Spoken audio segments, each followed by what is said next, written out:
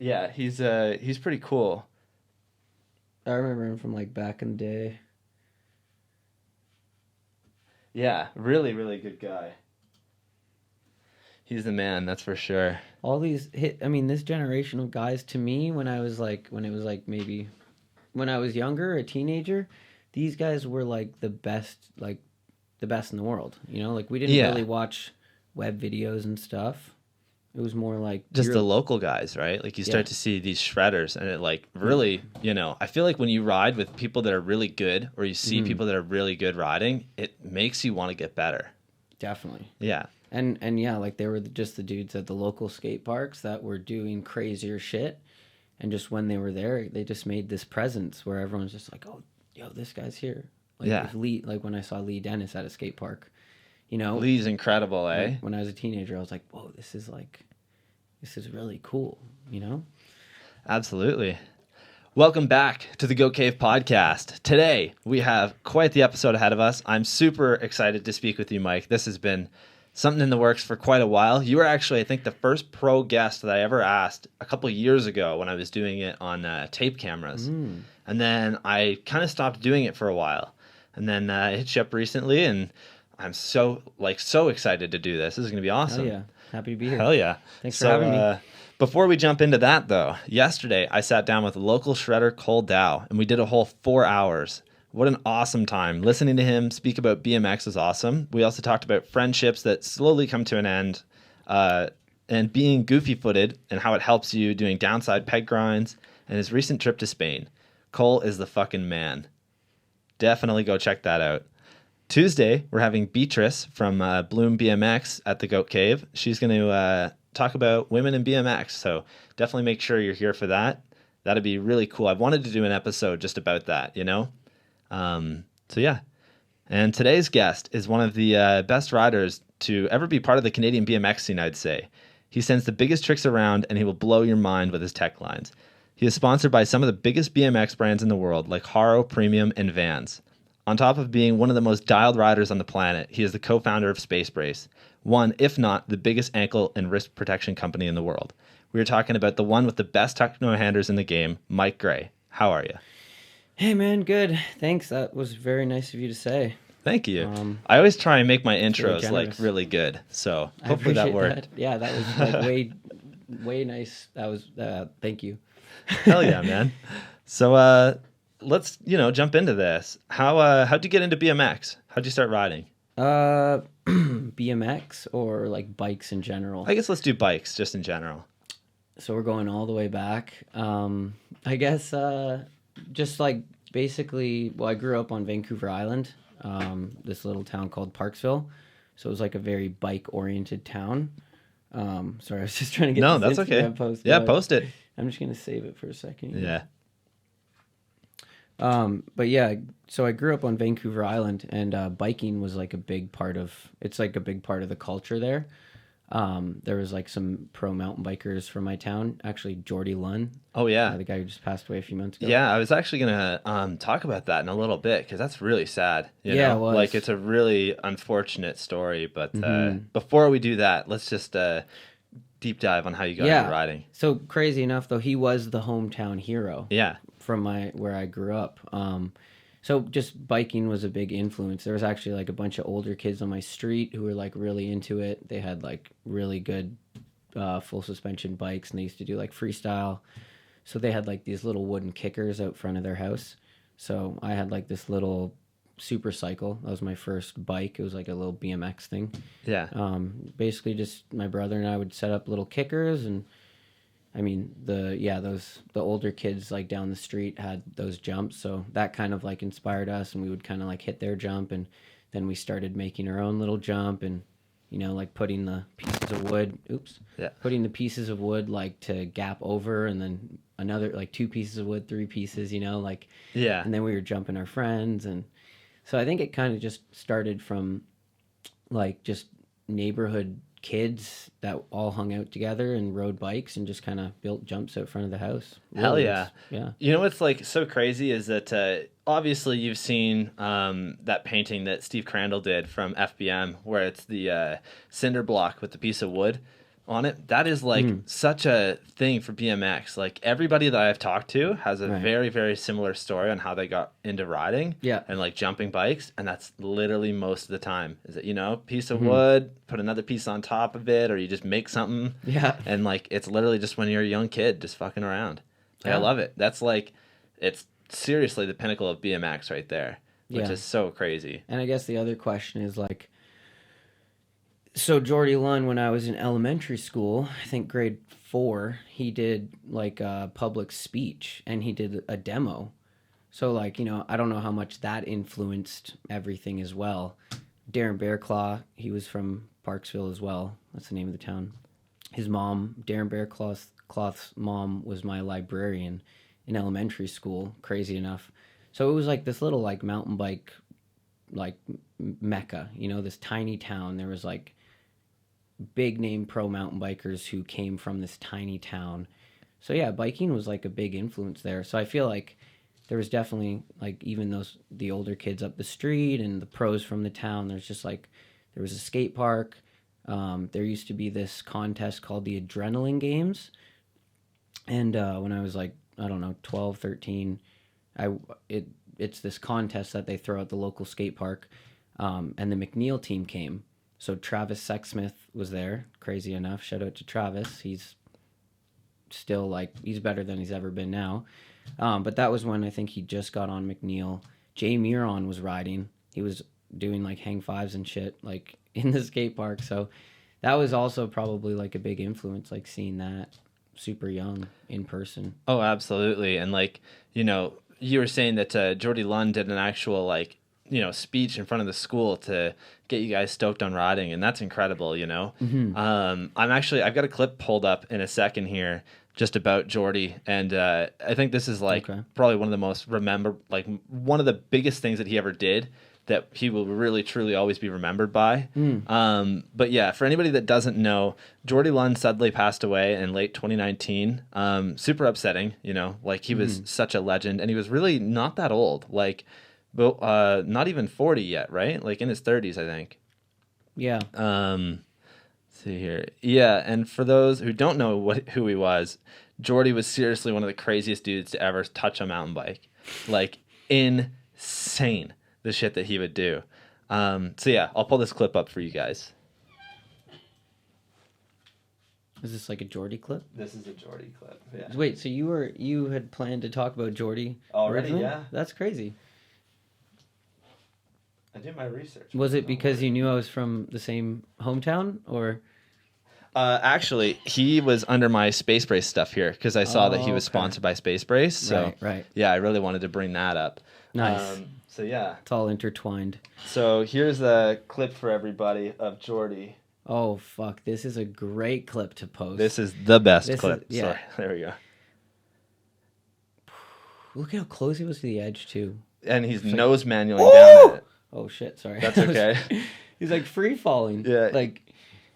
It's so nuts, you know. And there's a couple other clips here too, like this little, like a nothing. Sorry, there we go. It's like so crazy. This is such like island vibes too. Like if absolutely. You know the island, like this is what all the forests look like. Oh yeah. And there's just jumps everywhere. There's all sorts of places all over the island that people just have jumps built in the woods. Or you can there's so many places you can go and just be like, oh, we can build jumps wherever in these woods. And like you actually can do it. Oh, like Ontario's not like that at all. Yeah, it's like impossible to actually build good jumps in Ontario. You know, they always get ripped out, or it's hard to keep them around. Whereas here, I feel like you go deep enough in the woods, they're not gonna fucking bother you about it. You know, for the most part. Go deep enough in the woods here, the mosquitoes are insane. They'll wreck you. And just I feel like too, like something about like the rain here. It's almost like it rains it's like torrential. To where like it floods the jumps. Where like in BC, it's not as torrential of a downpour. It's like it's more just like light rain, or I don't know if that's true. But. No, I get that. I could see that, and I think that like you know in BC and stuff, I always hear that the weather it does rain there a lot more, which isn't a bad thing. You know, like my buddy Ryan, he was actually on the show recently, and he has a full set of dirt jumps in his backyard in the middle of the city of London. Like literally Oh, has one of awesome. the craziest setups where it's not like, a couple jumps. It's literally a full set of trails, like a 6-pack of Mm, trails, I think. And it's fucking crazy, man. He's got mm, berms, everything, like just in the middle of the city. And that was one nice. of the points for him is that, he can actually build it. Nobody can come and rip it out on him. Oh, Like it's his his neighbors don't property? care. It's his property. Nice. It's all like to Um, code so his neighbors can't pull some Pretty weird. much, yeah. Like he's never had an issue. None of the jumps are Nice. over 6 feet tall. Like, they're all probably, I think the biggest one may be 6 feet tall. Mm. But I don't even think so. Like And they stay maintained. they stay maintained. He's got a hose that like literally every session that he has, he gets the hose out and gets it all Nice. packed down, makes it really, awesome. So Hmm. shout out to him, man. That's a fucking lot of work. And then Yeah. especially like, he always talks about like in the winter, he doesn't even want to go and look at his jumps just because they get fucked. Like Yeah. there's nothing you can do to save them. Hmm. And then, it's like another full month of just building before you can even ride them in the Yeah. spring. But then they're good for the rest of the year. And it's like once you have them in your backyard, that's a big fucking deal. Like you don't Yeah. have to go, Dude. fucking drive across the city or drive a couple hours away just to ride your trails. Or Like, worry about them getting taken down. yeah, Or exactly. someone fucking them up or random people riding it. There's so many benefits. Oh, absolutely. But yeah, that is very true. And I didn't mean to sound like you can't build No, jumps in no, no, no, no. Ontario. No, you 'Cause you absolutely totally can. can. It's Yeah. just way harder. It That's seems a little more difficult. yeah, I think it might be. I think so. I would think so. Yeah. I should ask. I've got a couple friends that like went out to BC, and they've done like jumps in BC as well as Ontario. I should see Hmm. what they think. Yeah, like Brett Reeder, the Brett mountain Reeder would biker. be the guy to talk to. Like he used to have a crazy slope style course on a flat, like it was barely even a hill. Yeah, And he built like this crazy course. But I think, yeah, like the winter, like there's 7, 8 months where like you can't ride no matter what, and your jumps are getting destroyed and shrinking from all the water. yeah, pretty And much. they just completely turn into mud. And then for the next like 6 months, it's, I guess, yeah, you basically have 6 months of like being able to ride, and you probably can maintain jumps for 6 months in Ontario. Yeah, Right, I most guess, and then likely. they're done. Yeah, For the year.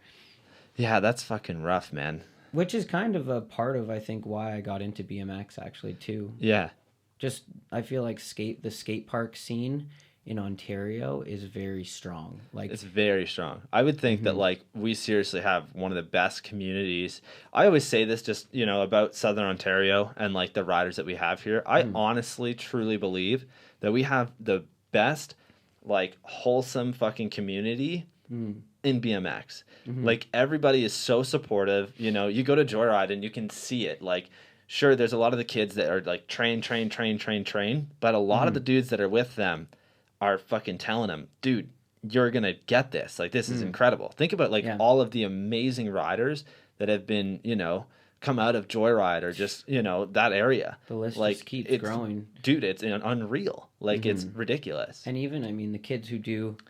The street riding too, man. Like all those like killer street Mhm. kids. Well, that's the thing too, is like the kids who are like quote unquote training. Like there's a lot of them who are riding who might not call it training, but they're riding just as much as the people who are calling it that, and maybe even more. Oh, Because absolutely. they might even put more energy into it because they're not going to the gym, which is taking away from your bike energy really. It might add in it probably does add in another way.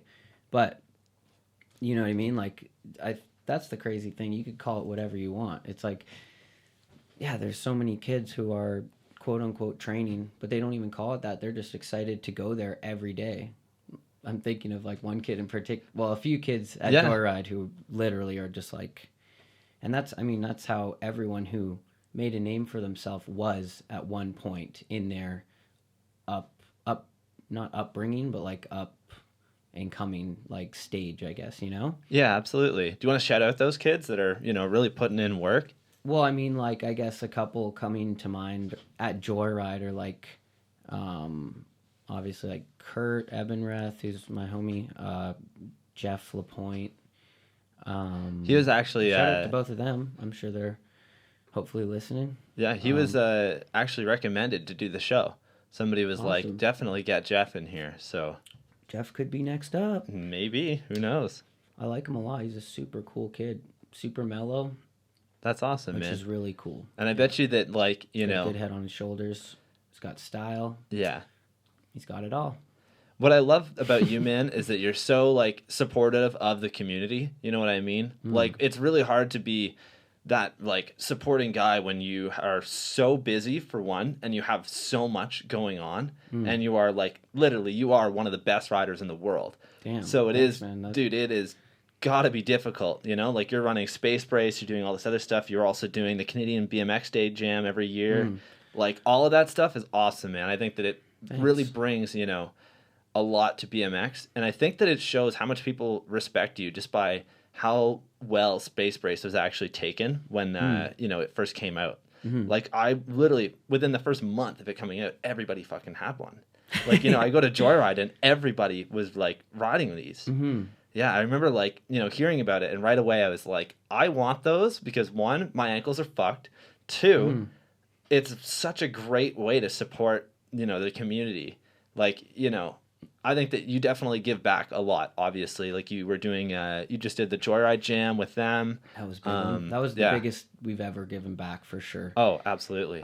But it was definitely a success. It was unreal, man. Yeah. There was literally, like, you know, like I was saying, best riders in the world there. You had fucking Mark Brunette and Brock Rayford. Like, those two are literally the pinnacle of BMX right now. Those guys are on the top. Johnny Reikis. Yeah, Johnny Reikis. Yeah. Oh, There's man, a there lot was of so them. many, yeah. It was It really all, fun. like, dude, I remember when the list came out, I was like, oh my fucking God. And, like, Dylan Stark was supposed to be there, and I know, like, I talked to him because I was going to get him to come to the show, and I know that he didn't go, but another one, man, that, like, huge fucking rider, man, unreal. Sorry, what was that? Dylan Stark.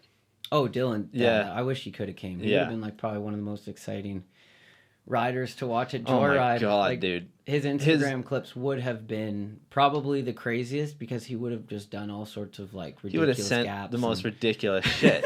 He's, like, so unreal. It also, like, he's a liability in some ways because Yeah. he's so fucking crazy at all times. But that's amazing. It just sucks if you're, like, his wheel sponsor because, like, that guy goes through parts. Like, he's crazy. You know, he's one of the burliest dudes, and he's always doing burly shit. Like, Yeah, I can never believe that, man. it's hilarious. He's seriously, like, sends the biggest shit. I love it because he's always got his fucking, like, mountain bike goggles on. Like, Yeah. he's just so crazy. I remember watching that clip of him jumping into the dirt hill at El Toro. Yeah. Like, on his mountain bike. Like, what the fuck, dude? Yeah. Like, And he really is one of the most talented bikers. yeah. That's one thing I feel like I would confidently say about Dylan Stark is, like, he really is one of the best riders. Like, that guy will get on his bike and do the craziest tail whip transfer, like, right away. You know, he doesn't warm up and stuff. He'll just, oh, let's just do this. You know, like, it's, for me, it's way different. Like, I'd take, like, if I'm doing a big tail whip gap, like, I'm going to the skate park, I'm doing, like, a bunch of tail whips, like, there's a huge process to, like, make sure it's as safe as possible. But yeah, he's just one of those guys who can just, like, get in that zone to do something nuts. Like, he's that confident at all times. It could be reckless too, but it's pretty cool to see. It's inspiring. Yeah. He's, like, you know, so fucking crazy. The Like, the talent, shit that though, he sends. That's another thing. Yeah. He Oh, he's has unreal. so much talent. Yeah. Like, it's just to ride with people like that, or just, like, it's really cool to see. Yeah. Because dude. I think, yeah, like, with pro, like, if you're talking about Mark Burnett and Brock Rayford and, like, the top dudes, like, it's people who, they haven't only dedicated their life, but some people can dedicate their entire life to it and still not get to that level.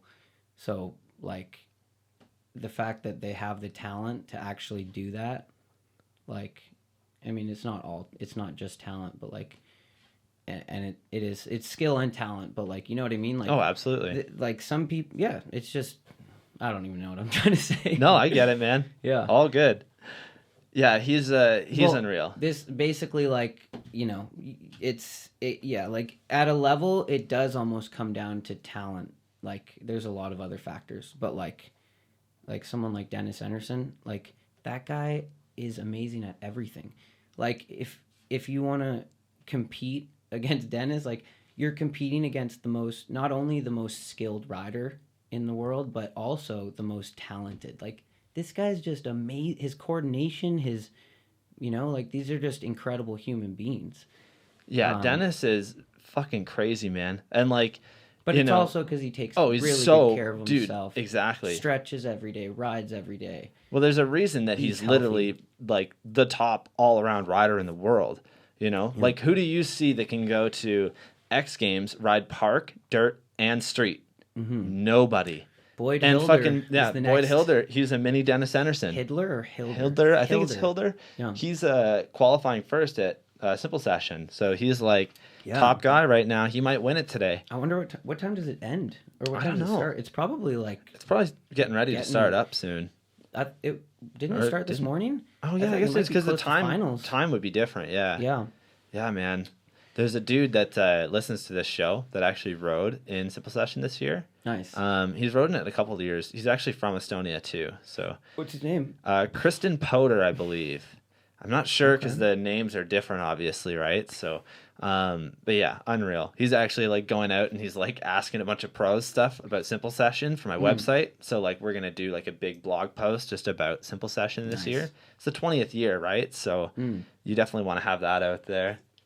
One thing to dip back into, you were talking about like being really positive and shit. Yeah. I mean, I definitely try to be. I think I wanted to bring that up because I feel like that is an interesting topic. And yeah, like I think, have you ever seen the quote? Like it's like a picture of a guy like helping someone up, and then there's a picture beside it of like the guy falling over and the guy like being like yes, Yeah. and then the guy helping him up. It's like successful people. I should probably find it. No, But basically, for sure, try. like if you're not trying to help other people become successful too, you're holding yourself back. Absolutely. That's the craziest thing. It's like, and if you do help other people, you're helping yourself too. It's like a paradigm. I don't know if that's the right word for it, but you know what I mean. Like, No, I get what you're it's saying. crazy how that works. Yeah, Like, I think it is just something that it's one of those things where I truly believe that if you wake up every day and think like, okay, this is a new day, we're gonna go into this positive. You put a smile on your face and you try and just be a good person. Life will really help you out. I'm a firm believer in karma. Like that's really Yeah. makes a lot of sense to me because it is all about having a positive attitude and outlook. yeah. Because like any situation can be a good or bad situation depending on how you look at it, right? So Yeah. yeah, And fuck, I just stretched and like got lightheaded from it.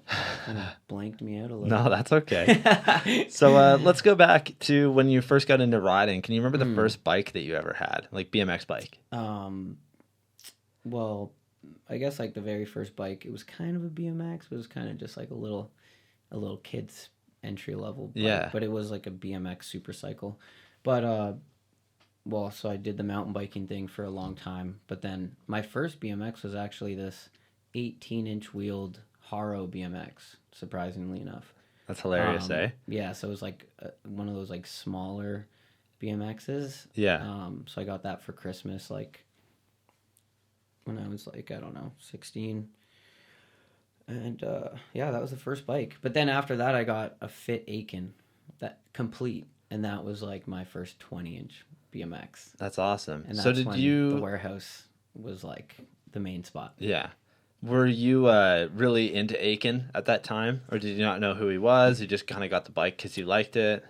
To be honest, I did miss out on a lot of BMX history. Like, I feel like my roots are a little more in mountain biking as far as like influences. Yeah. But obviously, like, I've been BMXing for over 10 years now. So I, in this time, it's definitely, I feel like I've caught up on a lot of stuff. And you know, like I don't think I was there like to be like, oh whoa, Mike Aiken like in his prime, like I'm seeing this as I'm a rider. I don't think I was really there for that, but I I know how powerful that was. Even, you know, I don't know to the extent of being there, but like just all the years of everything he's done since then. But yeah, I don't know. You know what I mean? No, Aiken's unreal, dude. Like, I totally get what you're saying, though. I think that it really, like, when you start to see, this is what I love about doing this podcast, is that I get to see who everybody's influences were and, like, where they come from with it. And I love the fact that, like, you were a mountain bike rider that came to BMX, because I think it says a lot about the stuff that you do. You know, there's definitely... You can see all the influences that you take from BMX. Obviously, Dennis Anderson, right? Like, it's hard not to... You're good friends with Anderson and Chad Curley, like some of the best riders in the world, and you're also on the same team as them. And I think that probably plays a big part in the way that you would ride, if I'm guessing. Yeah, for sure. I'm sure it has something to do with the interest. But I also think I'm interested in. Yeah, I also think the mountain bike side of you really shows how, like, calculated you are, for one. Like you were saying earlier, that, like, you know, the difference between you and Dylan Stark when it comes to, like, big tail whip shit is that he'll send it, and you're really, you know, you want to make sure it's going to work. You want to have everything, like, just dialed in. I think that says, like, a lot about, you know, the mountain bike side of you, but also the shit that you go big on, you know, because on a mountain bike, a lot of the big, like, at least if you're doing, like, downhill shit or any of those big gaps and stuff, it's unreal. It's huge. Like, too big for a BMX bike, you know? Yeah. Like, I wanted to say, like, that clip of Dylan Stark where he drops in off the roof of El Toro into the, like, dirt landing that they had basically done for when the steps were gone. How fucking huge is that? Like, you've been there in person, so you've seen it. Like, you took no hand at El Toro. Yeah, I would love to go there and actually, like, look at the roof that he... See, it's just one of those things where it's like, beforehand, you didn't even look at it because nobody's gonna fucking do that. It's impossible. A tall roof, though. Yeah, that's it's definitely huge. not like a normal height for a roof. It's definitely taller. It's massive. I remember being so... Sorry to interrupt. No I was worries. so excited when I saw that clip and, like, just seeing him land it. It's like, oh my god. I showed it to a couple of my friends, and then one of my older friends, he's definitely like the old and T1 guy. Dylan's very calculated. Just to put that on. Oh, absolutely. Yeah. But yeah, one of my buddies is like one of the, you know, he's definitely a old salty T1 kind of guy. Yeah. And he was like, well, he should have done it on a BMX. And I'm like, there's no fucking way you could have done it on a BMX. Like, I get that the incline is like there and you could probably maybe get away with it, but, like, there's no fucking way. Like, I can almost guarantee that if you went there and you saw the fucking roof drop into that, like, you're not doing it unless it's on a dual suspension mountain bike. Like, I mean, yeah, I'm thinking too is like the setup is one thing, but, like, the entire scenario. Like, dude. Like, the fact that there was the cheerleaders right there. Yeah. And he had the balls to, like, we're doing this now. And he's going on a roof with all these school activities going on. Like, that's what makes street, like, so much crazier, is, like, not only he's doing the burliest shit, but, like, he could get arrested. People are trying to kick him out. Like, you have to just believe in, like, what you're doing, like, so much to where you're like, I don't give a fuck if they tell me to get down. I'm doing this, and I might get in trouble, but, like, this is happening. Like, that's a crazy thing. That's where your heart's pounding, because you're like, I'm scared of this drop, but, like, I have to do it now. Like, that's crazy. Like, what he did, that specific clip was incredible. Yeah, Dylan's it's ridiculous. Yeah, I don't want to sound like Dylan's not calculated, because he absolutely is. I think both. that he's just... I think that's what's, like, a good happy medium with him, is that he's willing to send the biggest shit, but he's also calculated to where he knows what his abilities are. You know, he's never going to go and do something that's not within his grasp, I guess, if that makes sense. Because there's not much out of his grasp as well. Exactly. Oh, man. So do you want to name off some of the mountain bike riders that you looked up to? Obviously, you mentioned Jordy Lynn earlier, and we talked about him. Yeah, anybody else? I mean, I guess like, well, okay, actually, just to go back on Yeah. something, I think the reason why I wasn't as influenced by those BMXers was because my influence was the riders at the warehouse or the BMXers at Inflow. Like, yeah, like Cole, who's on, like, he was most definitely one of my influences when I would go to Inflow and see him. Lee Dennis, like all these guys Stephen Moxley, Chi Joe, Chris Silva, like these are the guys that, like, if you really think about it, those are my BMX inspirations and influences because I wasn't watching the videos. I wasn't in the BMX scene. I was going to the warehouse, and that's why I started riding a BMX, is because I saw them, and I feel like that was the spot. Did you ride there at all? The warehouse? Mm-hmm. No, I never did. I actually only got into riding like probably 8 years ago. And I Okay. missed out on like, industries as Mm-hmm. well as like some of those other parks. Yeah. But yeah, I've rode Inflow so many times. I love Mm-hmm. Inflow. I love Joyride. I love All In. I worked at All In Skate Park Oh, actually no for way. like 9 months. Um, yeah, like all those parks are incredible. I haven't made it to the Mm-hmm. yard yet. I don't know if you've ridden the yard in Ottawa. Not yet. I want to though. Yeah, Looks my fun. buddy Jordan, he actually built like Mike Varga's ramp. He's good friends with Moxley. Yeah, yeah. Super He cool built, dude. yeah, he built the yard. He did a podcast with us earlier this week, actually. Oh damn, I gotta check that out. Yeah, He's rad. we sat down with Mike Spinner, and like he co-hosted that one. Sick. Yeah, and then he was on a couple months ago doing like one for Ride and Rampco, his ramp building company. So Nice. yeah, Jordan's incredible, man. He's like such a stand-up, awesome fucking dude. I love that about him. I went to one of those an all-in contest like Yeah. a long time ago, maybe 2 years ago. But he was there, and he had like his family there. Yeah. Does he have like 3 daughters? No, he has a daughter and a son. Yeah, he's got a full family. And Yeah, when I and saw like that, his I was wife like, is probably there. his wife was there. I was like, damn, this is so sick. Like this guy is. Yeah, they're a BMX family. Like, Yeah, that's a good role model. Like oh, absolutely. that's a real dude right there. Yeah. He built Pat Casey's ramp too. Or at least built like the new add-ons for it. And I'm like, that fucking ramp is ridiculous. It's cool dude. that he's gotten all these gigs. It's Yeah. because he's really good at what he does, and Exactly. he's obviously a sick dude. Oh, absolutely. Yeah. Yeah, fucking shout out to Jordan Bonifacio. Fuck yeah. Alrighty. But yeah, like that is a funny thing that your buddy would be like, oh, should have done it on BMX. Like that is such a, like, that's the, no offense to him. I'm sure he's a great guy. But that's like the mentality I avoid, because why would I, that's like being like, wish this was a Coors Light. Like, it's not a Coors Light. No, You know what I dude, mean? that's a Like, really good it's answer. not. That's a So, really, really good answer. I just don't understand why you would want this to be a Coors Light if it's not. Yeah, it's Like, just not. That's not how it works. like if you want to watch a BMX roof drop, go put on a BMX video. yeah. Like, just appreciate what is in front of you. Like, simple as that. Like, just enjoy it because it makes you feel better. Like, now, like, him saying that didn't make him feel that much better about himself. Like, you know what I mean? Like, bring people, like, just try and find the good in everything, and you'll feel better, and you'll go farther, and just do as much as you can for people. Like, oh, I gave this guy a beer.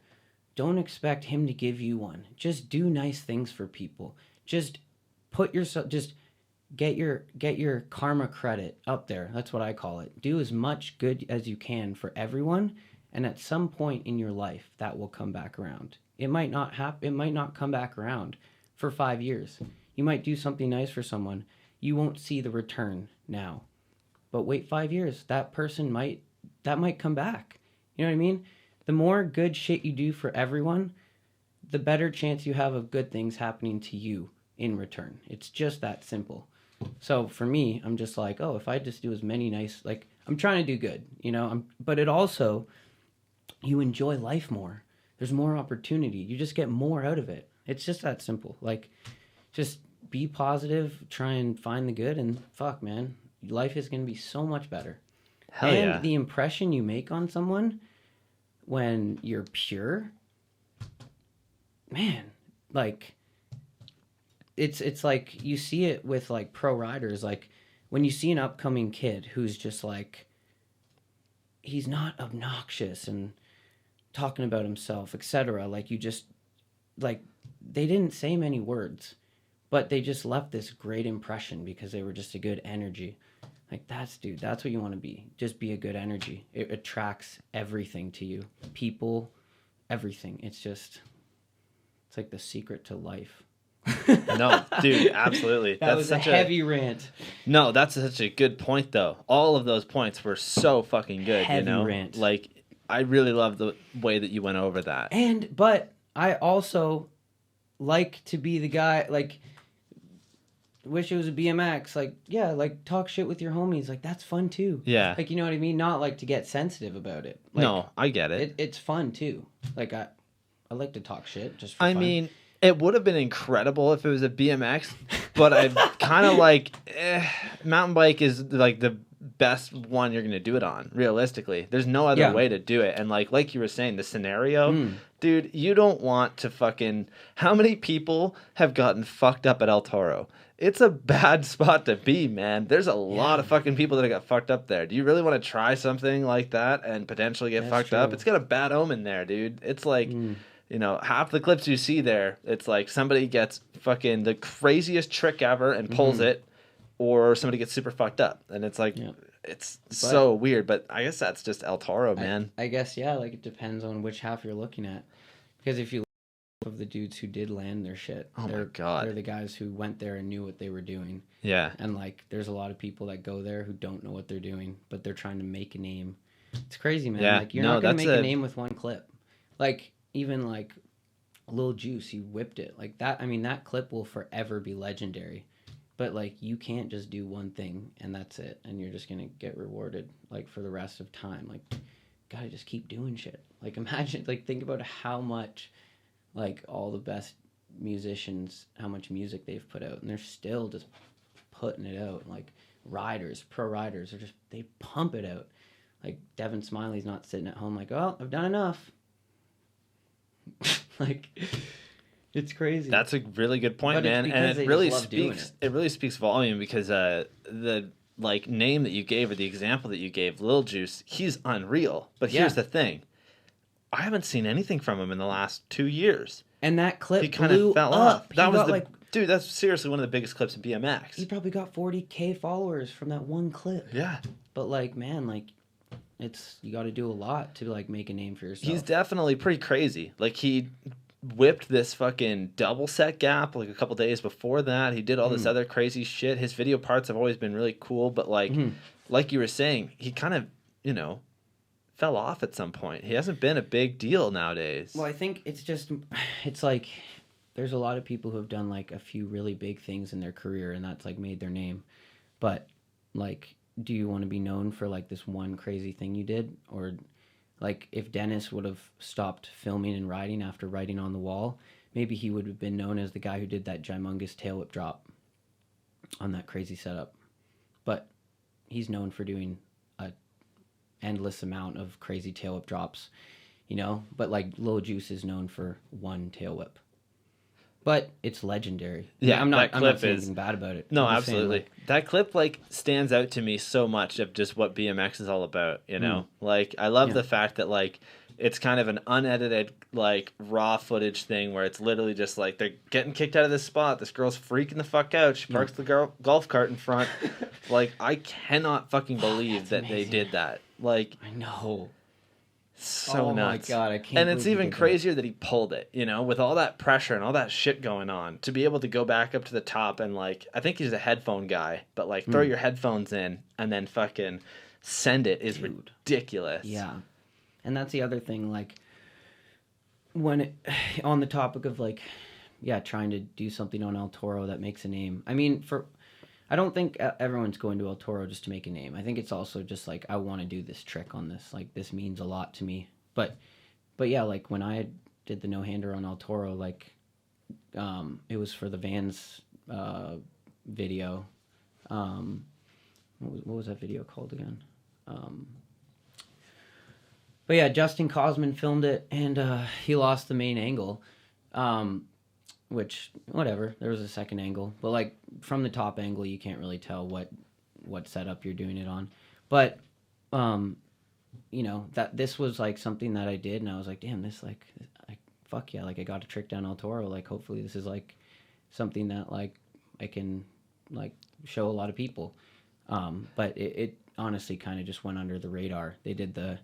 Um, The video on El Toro, they Hallowed did, Ground, yeah. right? They didn't shout it out in that, which is okay. Yeah, But I thought that was weird because they did pretty much everybody else's trick, but then they mm, missed this, and then there was a yeah, couple other ones I think they missed. it was really hard to catch this one though because there was only the top angle, and it doesn't even look like El Toro. That's fair. But this is where like you know like kids like people who are like man like you have to do a lot of shit to make a name. This goes back to that. This no hander down El Toro. This is just one thing that happened, and you know that's just a very very small fraction of like crazy things I've done. Like if you want to make a name, you got to do a lot of shit, and you just have to constantly do it. Like Oh yeah. that was like 4 years ago. Like that's crazy to think, but like yeah, man, like just for kids listening, like you gotta like love your bike and just fucking just do as much as you can. Content, just like team up with a filmer. Like this is a team sport if you're trying to make a name for yourself because you have to work with a filmer. Yeah, you can't do it on your own, man. You can only get so far with your terribly filmed, Instagram clips like this. Like it doesn't work, You got to get a filmer. You got to get, as a filmer, I can definitely say that like a big part of making a name for somebody is having that person that can have that creative idea behind it, Because think about all the people out there that are so crazy that never really went anywhere because they didn't have a good filmer, They didn't have the opportunity to work with some of the best in the world or, just a good creative person is a good point. I was super lucky actually because when I was younger, mountain bike and then transitioning to BMX, my friend Justin Brown, he was like a local filmer. Sorry, Mill Street. But yeah, he was a filmer when we were like super young, and he was like pretty into it. Like at the time, he was like, an amazing filmer. Like for that time, like he was way ahead of his age, kind of thing. So like he was filming, and he was down to film, and he was the homie. So that was when I was actually hanging out with Matt McDuff pretty much every day. Oh my God, Matt McDuff's ridiculous, dude. I feel like that was kind of when, yeah, just having Justin like to start making videos like in my hometown, and we were always into filming. Before Justin even like I filmed. I had cameras. I would edit. Like I've made videos pretty much my whole life riding bikes. Like, and yeah, it's crazy to think like you got to do a lot of videos. You're never going to hit a point where you're like, okay, I've done enough videos. Like you have to just keep on going. Pretty much, man. I filmed 2 full-length DVDs, and my last one, SpaceGoats. I fucking had so much fun, and it meant so much to me that I got it tattooed on my hand. And like, that's a sick tattoo. Well, thank you, man. It's the cover, so I had such a good time, and it really like spoke to me. My first video was good and all, and it was like okay, and a lot of people enjoyed it. And but I think SpaceGoats is the one where I really sat down and looked in the mirror, and I was like, okay, I need to do this professionally. Like I need to make myself look like a professional when I do this because this is something that I love to do and I need to take pride in my work. Whereas the first video, I basically just ran around and pointed a camera, which isn't a bad thing. It's not. But I think that you need to take that skill and get better at using your equipment, right? Like my last video was awesome. Like, I don't want to dive too deep into it because people have already heard a lot about it, but like, it involved animation. Yeah, it involved animation that I did myself, so like stop motion animation, like all through the computer, which was awesome, using like graphic design tools and like PNG files and everything. But then also we filmed for 3 years, so that was a big thing where like we have all this footage, and then in between each part, it essentially like plays out a little bit of a story between these 2 goats that are in space. That's why it's called SpaceGoats, and it's really interesting. Like a lot of people really liked it. And I remember like, all that hard work, by the end of it, I was so angry that like, that I even had to do it because I was just like so fed up with it. But then finally that one day, release day comes we do the premiere at a place in town. And my whole week before that, and even that day, I was like, I just spent a bunch of money on a venue. Nobody's going to show up. This is going to go terrible, you know? And then fucking 6 o'clock comes around. Yeah, dude, all week I was freaking out. I was like, I wasn't sure how it was going to go. 6 o'clock comes around. The fucking place is packed by 6:30. Wow. Like, literally, there's people trying to get in and we can't let them in. They're standing at the fucking door, like, trying to watch it. And so you like rented a venue to watch? Rented a venue, yeah. So I bought a projector, bought everything. I invested close to $1,500 just into doing this event. Oh, so that's it was where a big the freak deal. out came And like from. that's the thing. It's like, you know, I'm only fucking 23 years old and I work a part-time job. Like, I don't have that much money, so it was a big deal Props to to me. you for making that happen. Thank you, man. That's sick. Like, you had a vision and you made it come to Yeah. life. You And believed in it and you made it come to life. Everybody in the video pitched like $40 just for the venue too, which was awesome because we have 11 people total, including myself. Perfect. So, you know, that really covered a lot of the costs. Yeah. But like, dude, it was fucking unreal. Having your support too. Just Oh, yeah. that's sweet. And then, you know, like, I was so worried because I still owed the venue money. And, like, I was like, I don't have the money. Like, people have to show up, you know? They have to fucking come because if not, I don't know how I'm going to pay these people. Yeah. And, like, literally before I even started the video, like, I'm about to hit play. And I go over to Taylor, a.k.a. the HVX Lamb. And I'm like, how are we doing? And she's like, dude, like, we're almost sold out of videos. We've sold paintings. Like, those 2 paintings there were actually part of the video. Nice. But yeah, like, we had extra paintings, so we were sold out of those. We were sold out of, like, pretty much everything. And she opens my little fucking cash box. I'm like, okay, well, I'm going to take all the money that I owe, and I'm just going to give it to him right now. Like, and then, you know, gave it to them, started the video, and fucking, oh my God, dude. Like, there was seriously, I had a huge speaker playing, like, the audio loud as fuck. You still couldn't hear it. Everybody was, like, so stoked. Everybody was, like, there wasn't a single 5 seconds of the whole video that there wasn't people cheering, you know? That's amazing. And that made that entire 3 years of fucking, like, you know, stress and all the terrible shit that comes with, like, working so hard on a project worth every single fucking second of it, you know? Yeah. It's one of those things where, like, I seriously want that feeling again of, like, accomplishment, I guess, you know? People really liked it. And I was like, that fucking hit me right here, man. Like, it was such a big deal to me, so... Almost like the icing on top of the cake, and the cake is like the making of it, almost, kind of thing, right? Oh, because absolutely. I'm sure, like, you think about, like, it's crazy how, like, when you get to at the end of filming a video, when you're just like, I just want to be done with this, I don't want to go out and film. But then, like, when you look back, you're probably thinking, like, you're thinking about all the times you spent in the street and how much fun all those times were. Absolutely. And I guess that's probably part of the whole... It's like, easy to lose track of the fun when you're filming with, like, 10 other people. And, like, you know, by the end of the video, people are starting to get stressed because they haven't gotten a certain clip they want, or they're not sure if they can get something. Anymore. People have got hurt. That's the thing. People are taking the fun out of it and just trying to get it done and get it over with, right? But then, like, you know, that one fucking night turned all of that around, which was awesome. Like, we had a huge party. Everybody was fucking, like, wasted by the end of it, which is, like... It goes in celebration, you know what I mean? So, dude, that's a really that point that you made about taking the fun out of it. That's such a huge thing. Is like, you have to. That's why the people. I really feel like the people who love riding the most, well, in a way, are the ones that go the farthest. Like Garrett Reynolds, he probably actually loves biking more than almost anyone in the world, because he's obviously spent more time on his bike than anyone. So if you spend more time doing anything than anyone else, what does that mean exactly? Does it mean that you like it more than everyone else in a way? You know what I mean? Like, maybe it doesn't, but yeah, like, and also when you're enjoying something, the results are way better. Like, if you're going in to get a crazy clip in the streets and you're just like, let's go, you're getting all pissed and you're fucking angry and you're scared and you're just like, whoa, and you're not enjoying it that much because you're just like, I'm doing something crazy, I could die today. Like, that's not fun, and there's probably a better chance that clip's not going to work.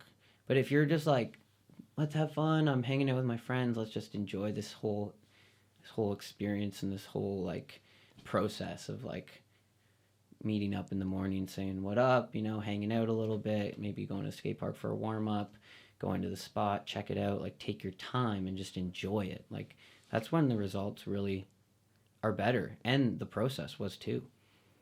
Absolutely. I can really agree with that, because I've been there. I've done all of that. Like, I filmed everybody's video part. I edited all of it. I was there at the beginning of the session. I was there at the end of the session. I was like constantly there, right? And like it is something where once you're like, and I'm trying to film a video part too. That's the thing. Like I don't like I don't know, I don't feel like it's fair to not put myself in it.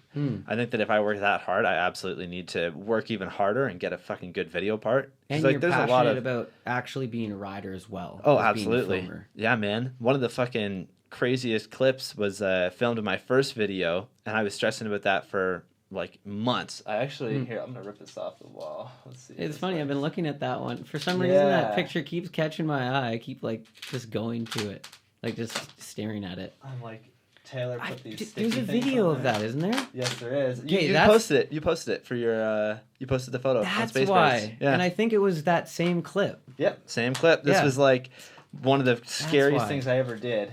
I'm like, dude, you know that what? was.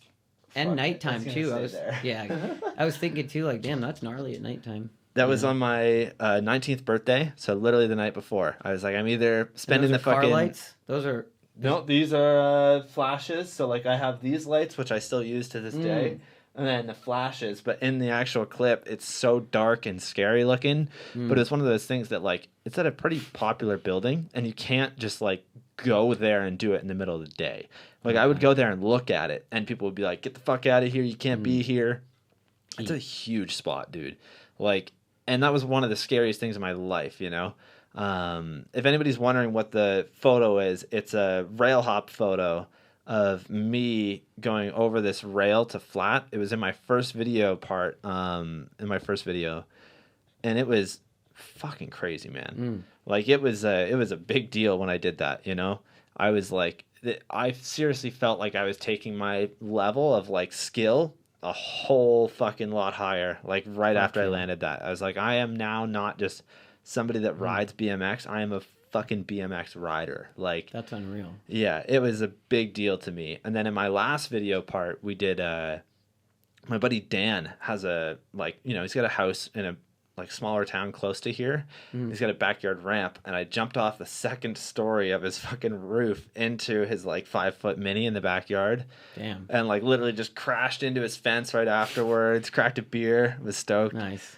Yeah, but that kind of stuff is like, it's absolutely insane to be able to do that. And that was like one of my things is I need to make sure that my video part is on par with everybody else's, because it's not fair to them to for me to half-ass it just because I'm the filmer and the video like maker. Because I think the first video part that I did, I really half-assed. There was a couple cool clips, but I wish that I would have like, just went all out and filmed a really good part instead of filming like a half-assed one. Filming definitely is practice, just like it's a trick of itself. Yeah. And it's like you can be the best rider in the world, but if you haven't really ever filmed a video, like if you go out in the street with like a team of dudes who like films all the time, like you're not gonna have a fucking clue what to do. It's crazy how that works, how like filming really is like progression as well. Like it makes you such a better rider. Like you were saying, like you landed that and you felt like you leveled up. Like it's because like if you're filming a trick, there might be a trick that like you think you're dialed at it, but until you go out and try that clip in the street 250 times, that's when you get dialed at it. You know what I mean? Because you're doing it on a real setup and you're doing it 250 times, where like you were in the skate park and you're like, okay, I did it 3 to 10 times. Okay, I think I have it dialed. But then you go on the street and hundreds of times, like that progresses you in so many ways. And just like line choice, knowing what setups to film on, like there's so much that you learn from filming. Dude, I can't believe you're only 23 either. Yeah, right? I look so old. To be honest, it's got to be the beard. Yeah, it's the beard and the tats, I was going to say right? like 30 maybe. Yeah, I look a lot older. And that's what everybody says too, which is funny. It's like, I cannot fucking believe you're so young. But yeah, man, fucking trying it out, trying to get all this podcast stuff going. Dude, Like, it's rad. young age is a good time to do it because I got nothing but time, right? So Yep. might as well. Yeah, so let's talk about some of the clips that you've actually filmed. That's a good transition. So I've got a couple of photos here and a couple of videos that I want to show. The first one is a roof whip ad that you took a photo of. Nice. So this is a good one. Let's grab this. Okay, so here we go. So we got this roof whip here. First of all, beautiful photo. Shout out to Joey Cobbs. He's, definitely my favorite. One of my favorite photographers to work with, for sure. Like, if you're doing something crazy, that's a good guy to have with you if you want to get, like, the best photo. Like, this is what I find with Joey's photos is sometimes you'll be shooting with someone, you do the trick, and you look at the photo, and it's kind of not as good as you picture it being. With Joey, whatever you pictured, it's better every time. And that's so, like, it's so cool to, like, get a picture, and every time you see it, you're like, what? That's so sick. Like, I love this photo, honestly. Like, not just because it's a really good photo, not saying anything about my own riding being good in it. I'm just saying, like, the photo itself is incredible. But also the process for this clip was actually incredible. Was a big. This was a gnarly process, actually. If you want me to tell the story, absolutely, yeah. Tell us all about it. So this school is in San Diego. I'm sure people have seen Garrett truck off it. Ty Morrow switch 3. Somebody half cabbed off it too, didn't they? I don't know. I don't think so. Yeah, never mind. No way, actually. Somebody's half cabbed it. If someone did, that's fucking amazing because the run-in sucks. Okay, yeah, so nobody half-cabbed this, most likely. I don't think so. But I actually found out after this that Colin Varniak tried to whip this like a month before and broke his ankle on it. I literally didn't even know that when I went to do this. But anyway, so this school's like fenced in. There's a few really famous spots there, but we went there. Got kicked out by the cops, had to climb over this big fence. Like, the fences in California schools are like, you have to, all that camera gear, you have to log it all over the fence. Yeah, it's a pain in the ass, right? So yeah, so I'm trying to remember. I think we went there 1 or 2 times, but the time we got kicked out by the cops, they were like, yeah, if we catch you again, like, you guys are getting tickets. But for some reason, this clip just meant so much to me, and I was making it, I was working on a video with Dobie. Yeah, Dobie's an incredible filmer, dude. He's like the way that he films, I really love it, you know. There's a big difference between people like Christian Regal, who you've worked with, and also Dobie, you know. Dobie is able to take that like pure like BMX feel, I guess, and he'll add some like professionalism into it with like second angles that always look really, really good. But Christian Regal, all of his stuff is like, when you look at it, it's something that's like, it's fucking cinematic.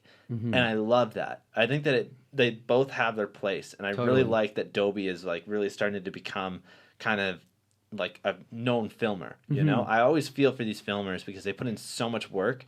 And a lot of the times it's like they only get their name tagged in the credits, you know? And like that does do a lot. But at the same time, if people don't see like what you're doing and the way that you're filming, if they only look at the trick rather than the clip, I feel like it really affects them. But we definitely live in a cool world where like people actually appreciate quality. Like, people can distinguish that, which is so cool. But anyways, that's a whole topic of its own. yeah, But yeah, so got kicked out, and actually I don't know why, but this clip meant a lot to Dobie and myself. So like we both like were like, we really want to fucking get this.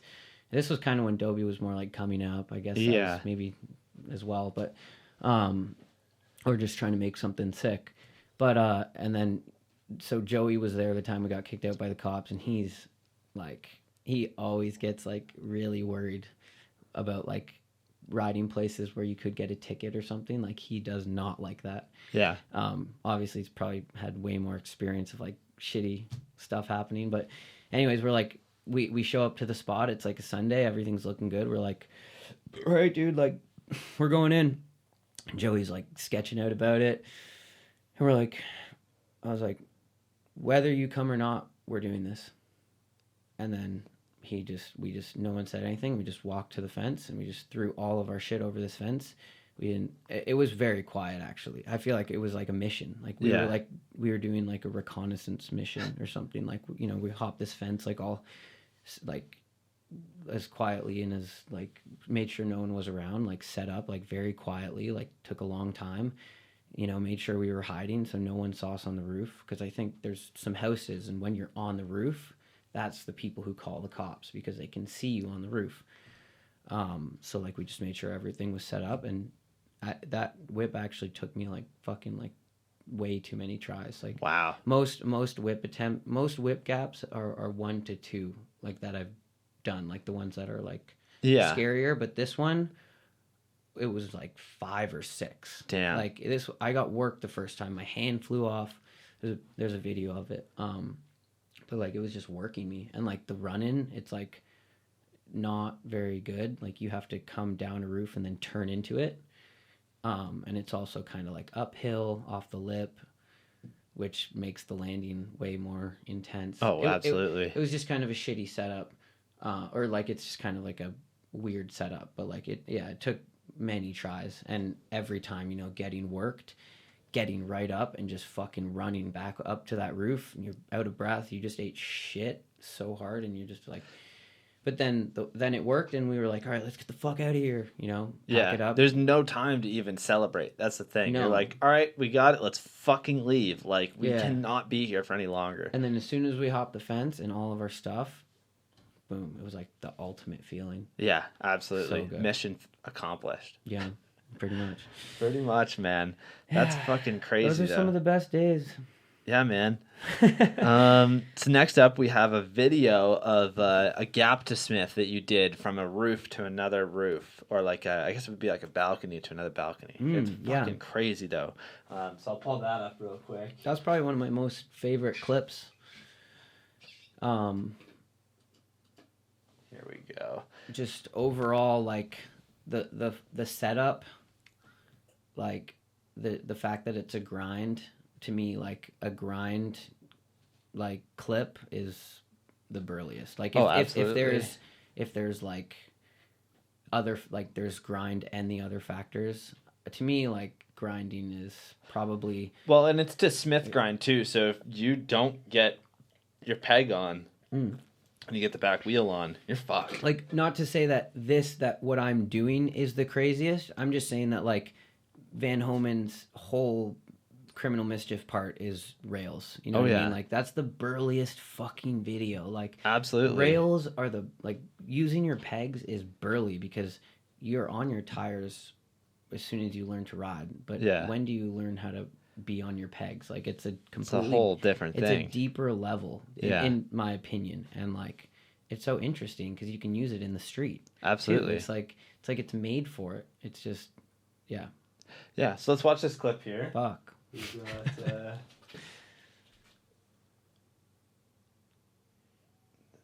God damn, dude. That was a really good day. That was probably one of the longest I've ever like sat at the top and not like done it too. Because it was really hard to do run-ups because like there's glass right there. And there's no space either. Like you literally have like a crank of speed to go into it pretty much. Yeah, so like on the warm-ups, you don't have a crank. That's what was hard. Yeah. It was like you had a crank if you went for it. Yeah. But if you just did the run up, you had half. And like you couldn't really like I wasn't going to jump over the gap. Maybe I did once. But like the glass is right there. So, like, if you hit the glass a little bit, like it's pretty skinny too. So but the reason this is one of my favorite setups is just like it's just so appealing, like the look of it. Like it was in San Diego and it was right on the side of a very busy street, which made it a little harder. But just the fact that like I'm sure people have seen it and like thought about riding it, but the fact that I actually like was able to be like, I'm gonna get this clip on this setup. I think maybe some skateboarders. One of the craziest clips that you could have gotten on it too. Because, like, what else could you really do? You could do gap to pegs. You could do gap to maybe feeble. I feel like feeble would be fucking ridiculous. Smith would be like, it's just the one that you drive past and you're like, that would be probably the trick for that setup. Yeah. Like, there's not really another trick you would I always feel like when you're doing a gap to a grind, a Smith is kind of the one you want to go into. I don't know why. Yeah. But it's definitely. like, One of the craziest things that I ever did was a gap to Smith at a spot that's literally 20 seconds from here, not even. They eventually capped it, which is really sad because that was like my go-to spot. I could go there any time of the day, and like it's one of those things where I went there too often apparently because it ended up getting capped. Damn. But it had like a little ledge, so it was really weird run up. But you have to kind of like do a U-turn at this building and then hop onto a ledge and then pedal. Like you get one crank and then you have to hop across like a probably like 6-7 foot gap to a ledge. I did a gap to manual on it and then I did gap to Smith on it as well. And the Smith was in my video part and the manual just went on Instagram. But Nice.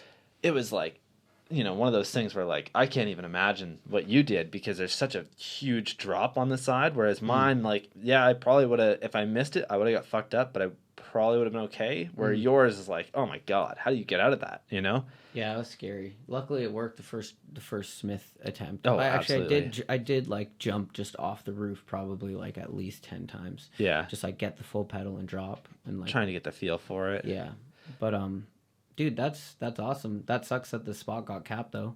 Yeah, it's kind driving of in.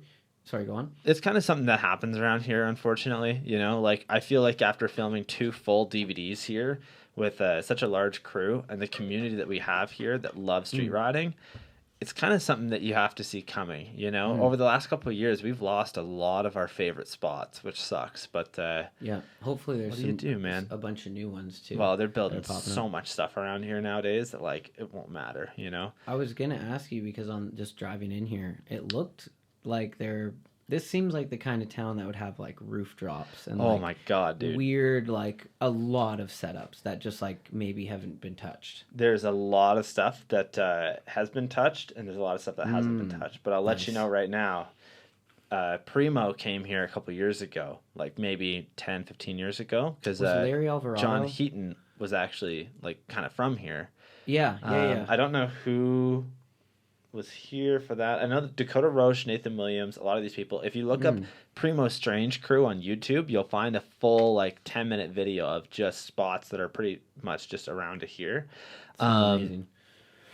If you That's scroll so- through this is all street spots. This is a street account that I run where That's it's pretty crazy if you think about it. That like this town Yeah. is actually. So those loaded. are like, yeah. Oh Oops, my God, sorry, dude. There's keep doing that. so many spots here. This is like the city to be in for spots, which is awesome. There's a lot of stuff in there that maybe isn't local to here, but there's a lot that is. I'll show you a setup in a second. It's about 2 minutes from here, and if you most likely drove past it, but you probably didn't see it. I love cities that are like not really like known that have the craziest shit. Like those are the best places to go. Like I went to Rochester a few years ago to finish a video with Dobie. Yeah. I mean that place has definitely been murked. Oh, absolutely. But just like it's just one of those places. It kind of reminds me of like Kitchener. It's like there's just random cool shit everywhere. And there's metal. You just drive around and there you see all these. I did see that. Yeah. Did you see that? I was thinking of the power line. If you jumped over the power line into the down. It's not. It's fine. Trust me. You could. It's like you. I've looked at it a billion times because I want to do it. There's actually like you don't even go near it. I don't. Oh, think. really? Yeah, I think that you can. It's like literally 20 seconds from here. You said you saw it, right? I did. I literally like slowed down and was like, "Oh, What is that looks this? cool."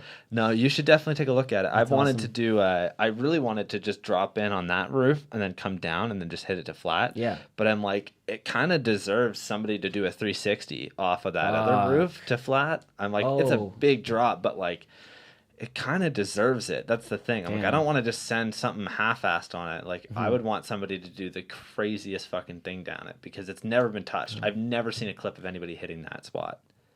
I guess the other thing is like, what does it look like from the top? Yeah, There it's are got to some be setups gnarly. that like you get up there and you're like, "This is way gnarlier than I thought Yeah. from down below. This isn't even doable to hit." Yeah, absolutely. I was curious to know what spot you were gonna pull up though, because there was like literally 5 at least probably that I Oh, saw. I have a couple just more. in the Yeah. 2 kilometers on the way here that I was like, "Oh, what's up with that there's 2 rails at this church. Oh, what's up with this school? There I looks like there's a knocked my- roof drop off this school. I knocked my fucking tooth out at that school recently for like the 5th time I've knocked my tooth out. And like it was in my Damn. video parts first clip. I tried to do a pegs and I was going to do an easy 180 off the end of the rail, and it's just really long and the run up was kind of shitty. Like I literally was riding through grass and then hopping on. But yeah, like I wish I would have done that, but I ended up fucking hopping on all weird and just like front peg flipped off right to my face. I was fine, but it's one of those things where you're like, motherfucker. Like, of course. That's the worst. There's a couple other clips at that school so that got fast. filmed. I think there was like, my buddy Jesse did a nice hard 180 on it. He did a bar out of it. There was a couple other tricks that he did on it. Nice. There's a lot of good shit around here, man. Like, let me know if you're ever going to stop by in the summer. We'll fucking absolutely do this again. Sounds like this is a cool spot to come for. Well, Chijo, his mom actually lived in Kitchener. Oh, really? So, like, fucking dude, feel Damn. free to tag along with him one day and we'll all Yeah. go street riding. I can show you all the That's spots. awesome. So, Yeah, I need to come out here. absolutely. It's back to like what I was telling you when I first got here. I feel like, yeah, the whole like staying in my local bubble thing has been like more apparent than ever. Like, Yeah. just like loving the little area that I live in and just like staying close to home. I just like traveling when I need to, but then when I'm home, just staying in my own little area, you know? Like, Yeah, I get that. It used to be, yeah, like when we were younger, it was like, let's go anywhere. Let's drive to Florida. Let's drive to BC. Let's go to Ohio and ride Rays. Let's go to London every weekend and ride St. Thomas. Like, it's crazy how many trips I used to do when I was a kid, and now I'm just like, I'm in this little bubble at home in this comfortable little spot. Got all my local skate parks just Yeah. up the 404. Yeah, you guys have Richmond Green Park there too, which is like really cool. And then you have that new park that just got built. Yeah, that one's really cool. Yeah. That one's even closer to my house. That's Damn. like my new local park. That's which sick. is- yeah, lights till 11:30. Oh my god, that's crazy. It's luxury. Yeah, that's awesome. Yeah. So the next clip I have pulled up here is Roof to Pegs, and you guys won't be able to hear it in the background of the show, but there's a dude yelling at you in it. So I want the backstory on this. I'll play the clip. Let's see here. Here we go.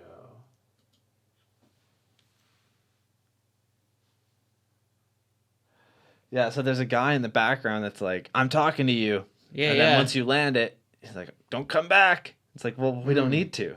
Like, unless I'm going to do gap to crook. Yeah, it was so like this is in Ocean Beach, which is like San Diego. And it was like a pretty like a really nice neighborhood. So like there was like an alleyway in the back of like these really nice houses. Yeah. So that I just found that one time, but the roof I was riding on was the garage of this really nice house. But you could literally walk up these stairs, step onto the roof. It was like, it's such an amazing setup. But I mean, I did want to hit it more than once, to be honest. Yeah.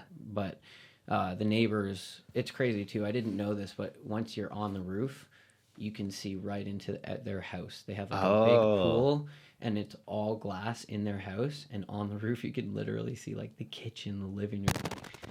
Sorry. No, it's okay. So I was I'm on the roof and I'm basically like looking.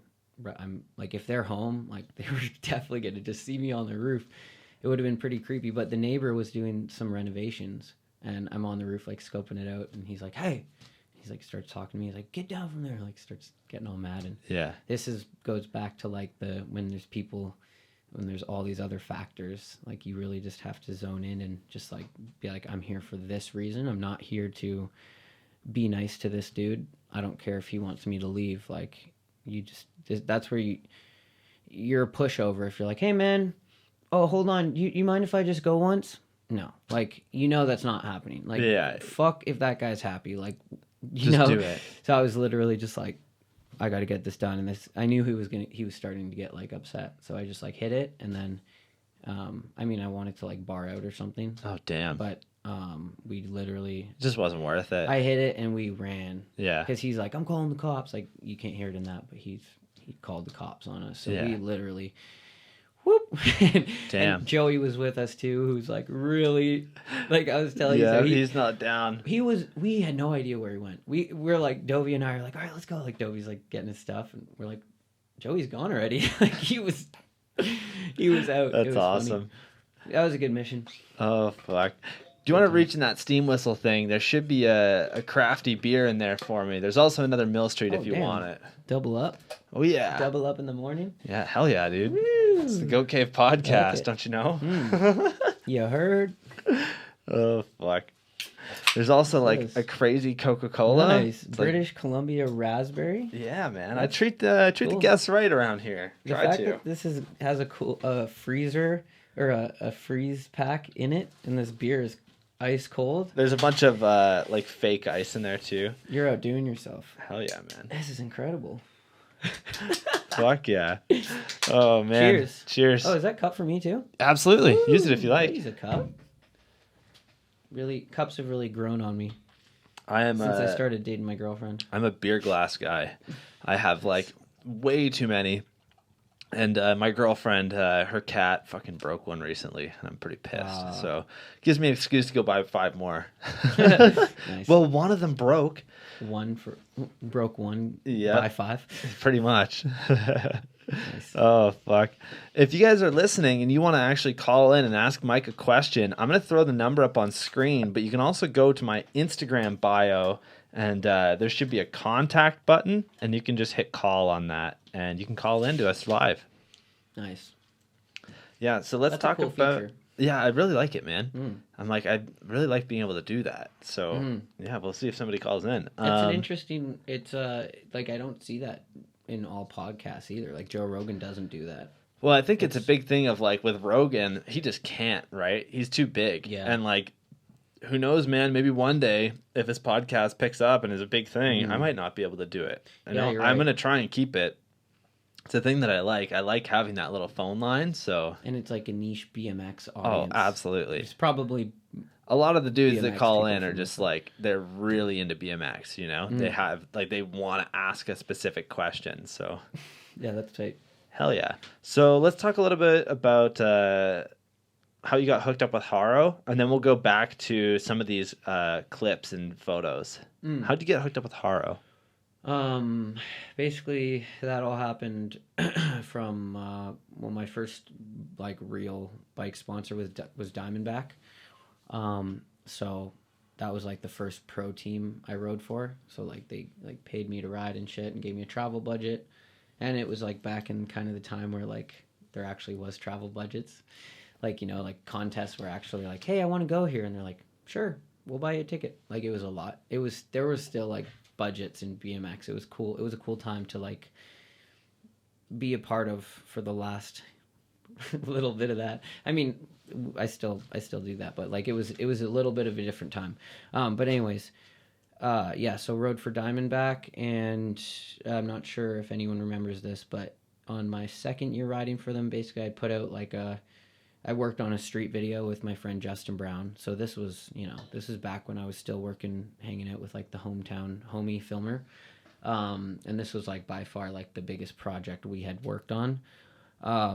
But yeah, so I put a lot of time into this video and really invested a lot of time and effort into making something I was like really stoked on, because that was kind of too where like there wasn't that many people making good web videos. Like it wasn't as like the formula wasn't as laid out. It was more like, okay, I've seen like a lot of really dope riders do this. I know this is what it takes. Like this is what you got to do. I don't know why. That's just how I felt. So anyways, I put out this video for Diamondback that at the time was like definitely the best video I made. And then a week after putting the video out, I was living in San Diego when it came out. And a week after it came out, Diamondback announced publicly that they were dropping their entire BMX program. Wow. So I actually found out about that on the come up. I think it was actually Chijo. wow. Chijo, actually. Shout out to Chijo. He's the fucking homie. Yeah, he's the man. But I'm pretty sure it was him. I woke up I looked at my phone and he was like, "Damn, dude, that sucks so bad about Diamondback. Sorry to hear that." And I was like, "What?" And then I Yeah. go on the come up and it's like Diamondback has dropped their entire BMX program. Wow. And then my team manager called me like hours later and was like, "Sorry, man. Like, It's like, hey, I'm really maybe sorry." let us know first, you know? But here's where it was cool. He's like, "Okay, like I'm really sorry." He obviously was really sorry. He was an amazing dude. At the time, he was to me a little bit of a weird guy, but I think I was just really young and didn't understand people. Um, he's a fucking great person though. Yeah. Mike, shout out to Mike Hammond. That was my team manager. Um, but what were you saying? Oh yeah, so everyone saw the video, and then they saw that I was living in San Diego, and then they saw Diamondback drop the whole program. Oh yeah, and Mike Hammond was like, "Well, the good thing is we're gonna pay you for the rest of the year, Oh, but you can ride for other companies." So I still had like 6 or so months riding for Diamondback, maybe eight or nine. Like it was really early in the year when this happened. Second year for Diamondback, and then yeah. So then I was kind of hanging out with like the San Diego homies. Actually, one of the main impressions that well, actually, I don't know exactly what got me on Diamondback. I've heard two things. One, I've heard that Dennis put in a good word for Tyler Fernengle and I. When we got on, he was the one that requested us to ride for them. For Haro, he wanted to put us on. That's one thing I heard. I'm not positive if that's what it was. But also, there's another guy that we rode with in San Diego when Chijo was out there too. We went to the skate park and rode with this guy, Dave. Can't remember his last name, but he was close with like the brand manager at Haro, and we just hung out. He was like this 40-year-old dude and had a really fun session, and became great friends. And I guess he went to the brand manager at Haro, and he was like, "Yo, man, like I met this kid. He was super like he treated me like I was 20. Like, I guess he was super stoked on me." So I think between those two things, it kind of like is what got me on the team. And also, I was living in San Diego, which is a huge part of getting on a U.S. pro team. They knew I had the visa. They knew I was living there. They knew I was committed. And they just saw the video, and they just saw me get dropped by my bike sponsor. It was like the perfect storm. absolutely. You know, I think that really plays a big part in like what you ended up doing, you know, and like you're still with Haro to this day. You ride for premium as well. Um, and you know, Shout out to Haro. I haven't heard much about Tyler Fernangle. Is he still riding? Is like I know he's still riding, but I don't. Is he still riding for Haro? I feel like I checked their No, website and he wasn't on there anymore. no, he's not riding for Haro. I wasn't sure. He was sponsored by Red Bull at one point. He was unreal, man. I have a magazine. I don't know Yeah. if I have the cover on here, but most of my desk is just covered by like magazine covers or pages from a magazine. I Oh, the know. Detroit drop-in. Yeah, I Yep. have one of those. I just don't know where it is. I think I didn't take that one off. I think that was the only one that I didn't take, but it's like one of my favorites. So Yeah, he no, he still rides. I don't. He's. I just don't know if he's like. I mean, he was like 16 he was unreal when he got was sponsored yeah. by like Red Bull, Haro Pro, Vans Pro, Demolition Pro, Market, Albies. Yeah, he was.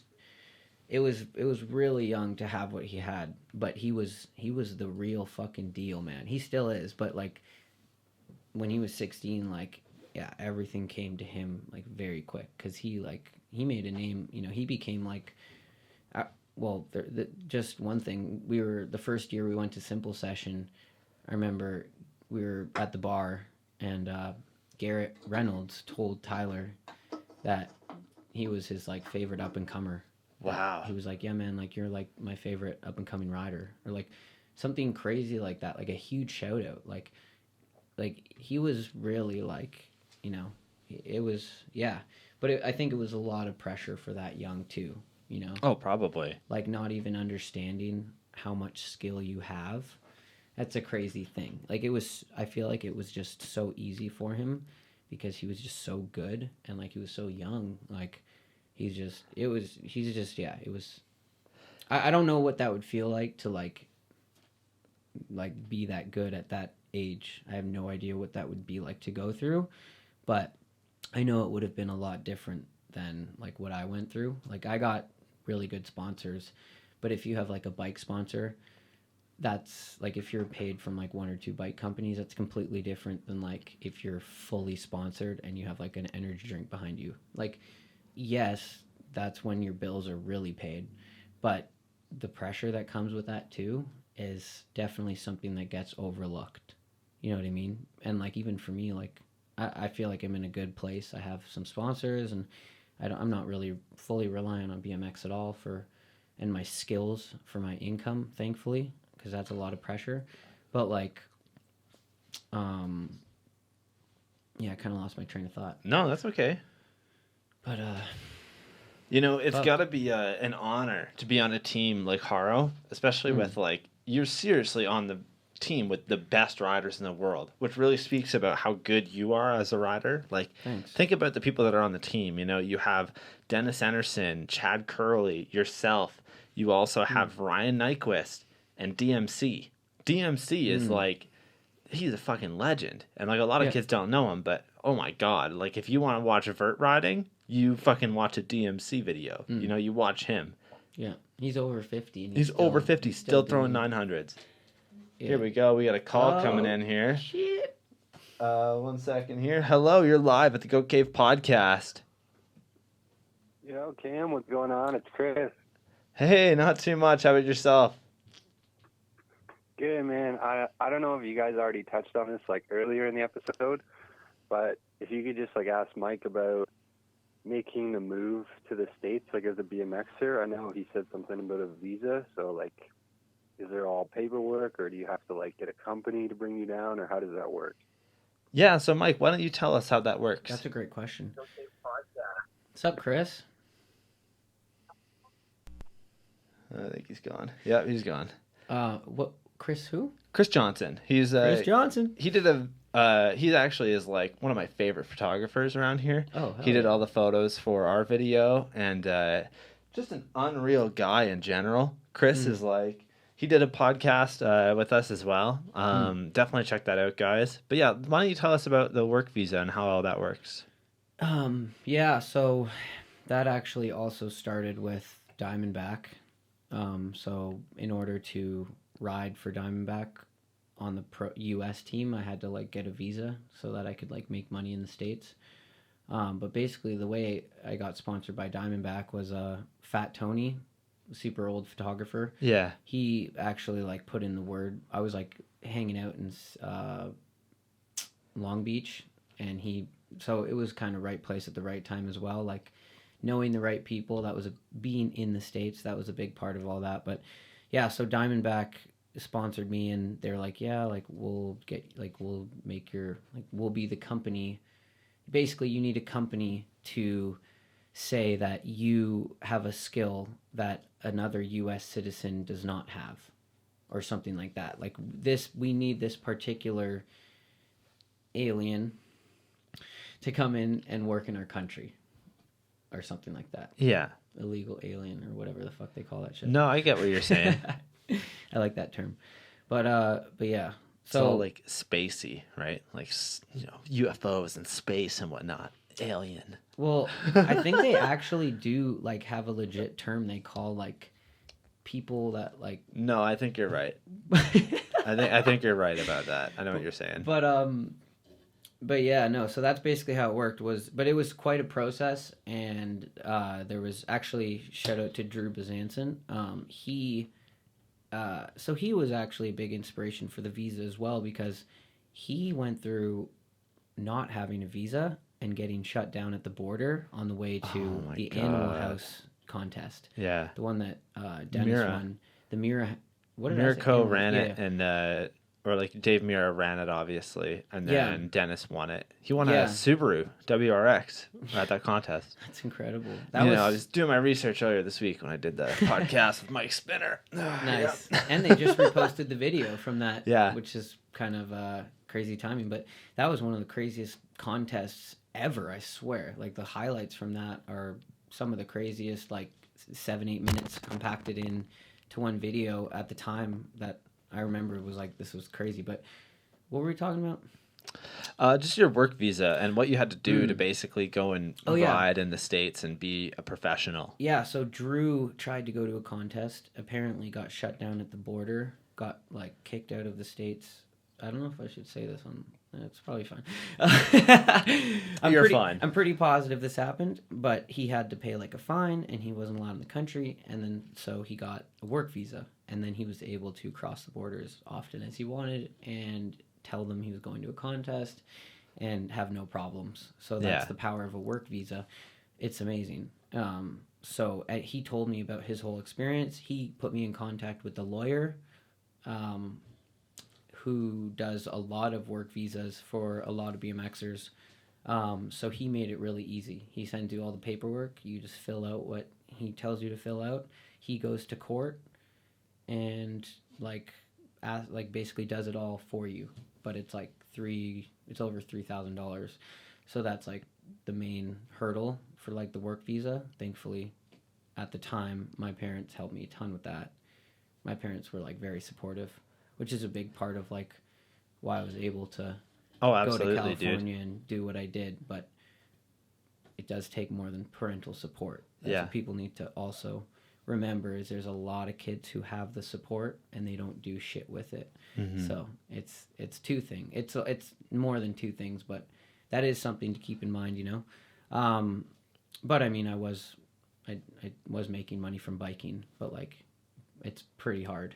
Yeah. You know, like there was definitely times I ran out of money out there and my parents would help me out. So that was, that's how that went. But that was like, if I didn't go to California, I don't know, I probably wouldn't have gotten any sponsors. I would have never made it. I would have never gotten paid riding.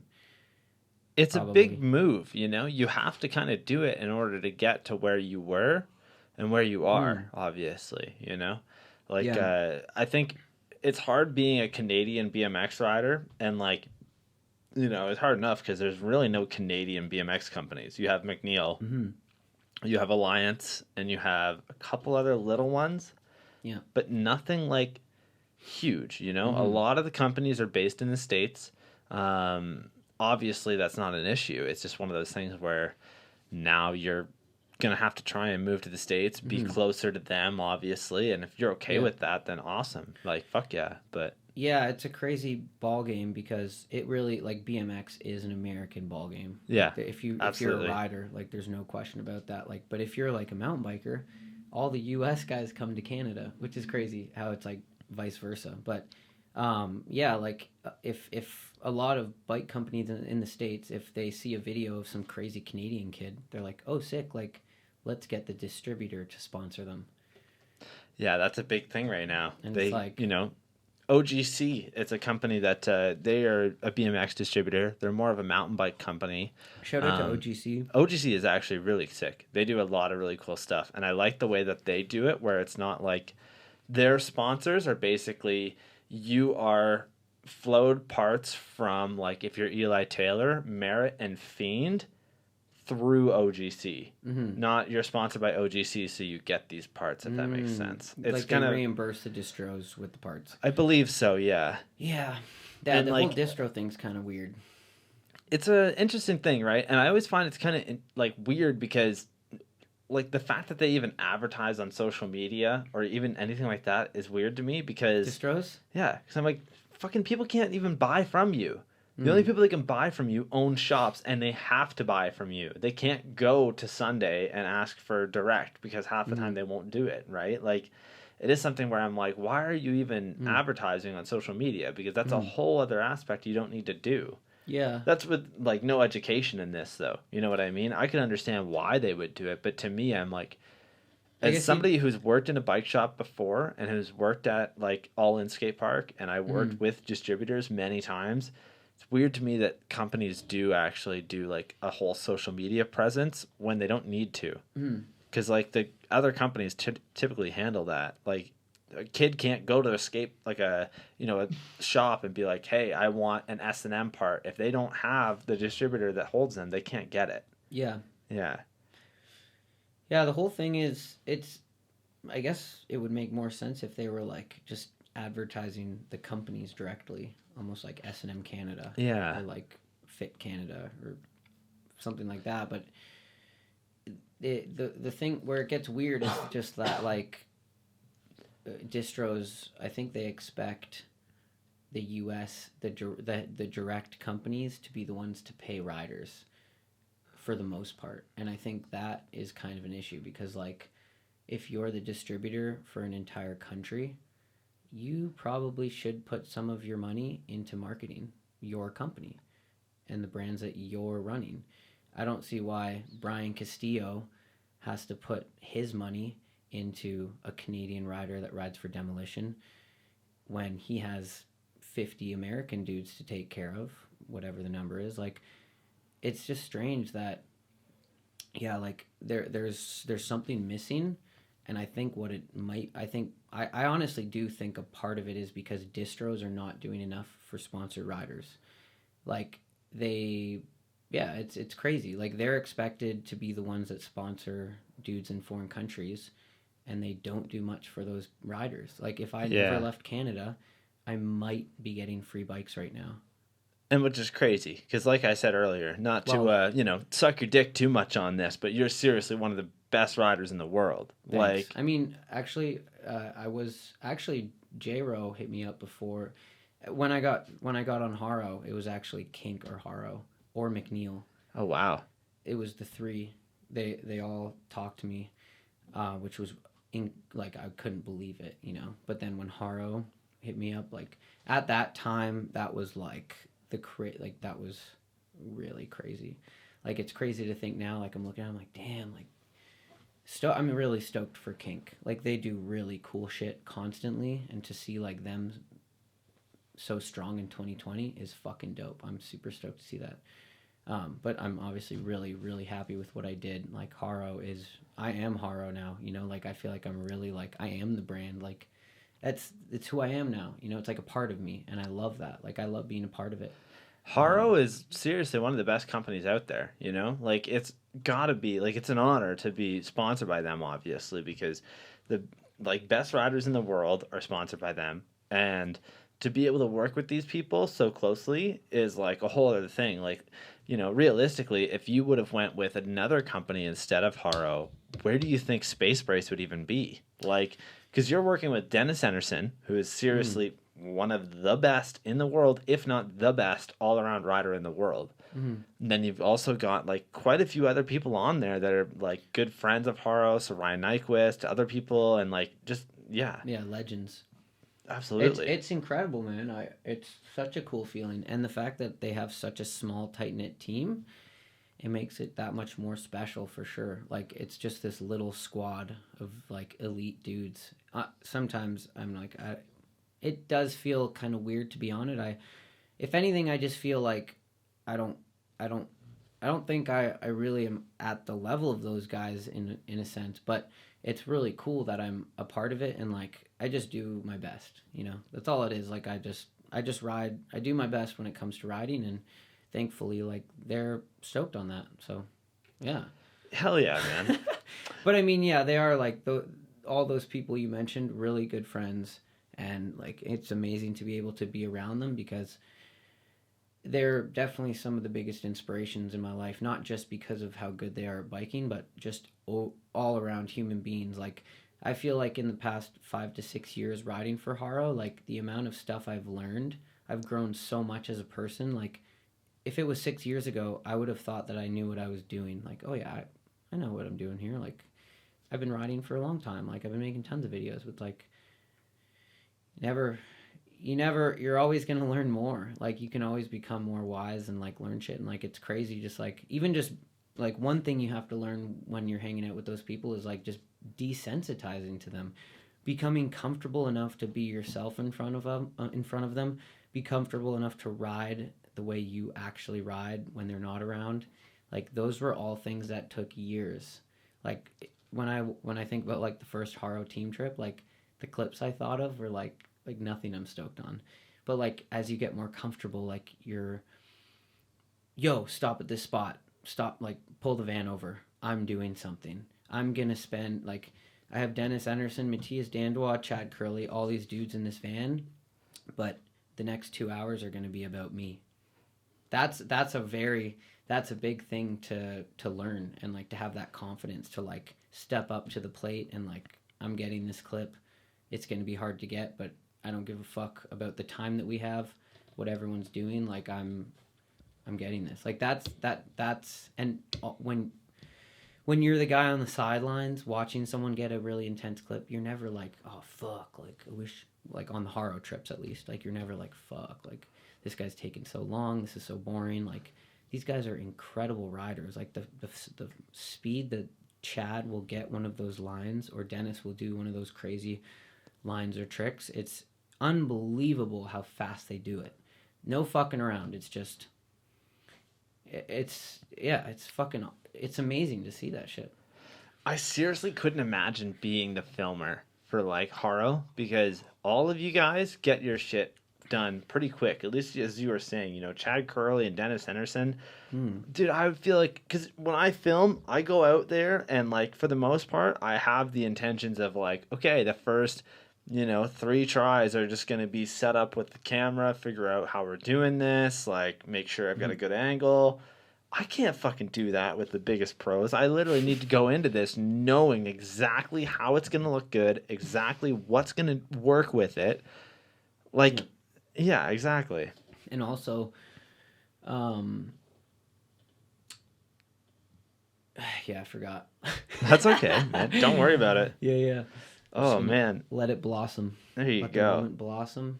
So you also on. are sponsored by Vans, and Vans is like, I seriously only wear Vans shoes. Nice. So let's talk about how awesome Vans is and how you got hooked up with them.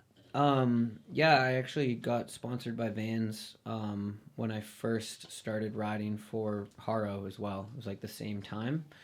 Colin McKay was the Haro team manager when I got on Haro. Big shout out to Colin McKay. Colin's now the Vans US team manager. That's his that's his full-time job now. So he's worked his way up in Vans. When I first got on Haro and he sponsored me for Vans Flow, just like getting free shoes, he was just like helping at Vans, like he was like kind of helping with team manager, but he wasn't like anything too official, I don't think. I mean, he definitely worked for them, but like but anyways, yeah, so I just got free shoes like when that all happened. And yeah, like I kind of became decent friends with Jerry Batters, who was like at the time the team manager, who was like the coolest fucking dude ever. He's a crazy man, just crazy dude altogether. Wild stories, like no filter, just like real as fuck. Like that's the other thing like that I really learned a lot of when I just like moved to California, away from my family, like away from just like reality to like this new reality, like learning that what makes a good impression of like people like is being yourself. Like, and that's one thing that parents are responsible for, not for fucking up for a lot of kids, is because they make kids think that what people want to see of them is like this clean cut, like this perfect kid. Like, oh, I smoke weed, oh, I drink, oh, well, I'm meeting this person, I better hide it from them and not let them know. Like, I gotta be like, make sure I make a good impression. But it's like, what is a good impression? A good impression is you being your fucking self.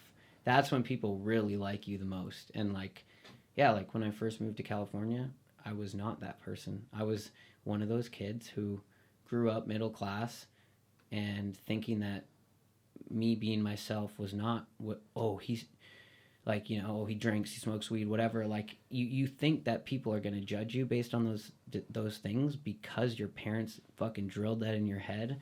Maybe that's why, and probably because school and shit, I don't know, but it's probably parents mainly. But like that's not how it is in the real world. People just like you for you to just be yourself, you know, like absolutely, man. I can definitely agree with you on that, you know? Like I feel like people have really accepted the person that I am and like the stuff that I do because I am myself most of the time, you know? Like I try not to not be myself. I let people know that, I've fucking grown weed plants, obviously. Only when it's been legal, guys. Don't fucking arrest me. But, I love beer. I love fucking growing weed. Like, I love being able to do all this stuff because it is just something fun that takes your brain off of this stuff. And I feel like most people don't see it as that. They think of, like, oh, it's fucking some sort of addiction. Like, it's not. Like, at least for me, like, I would never go further than that. I'm not interested in that at all.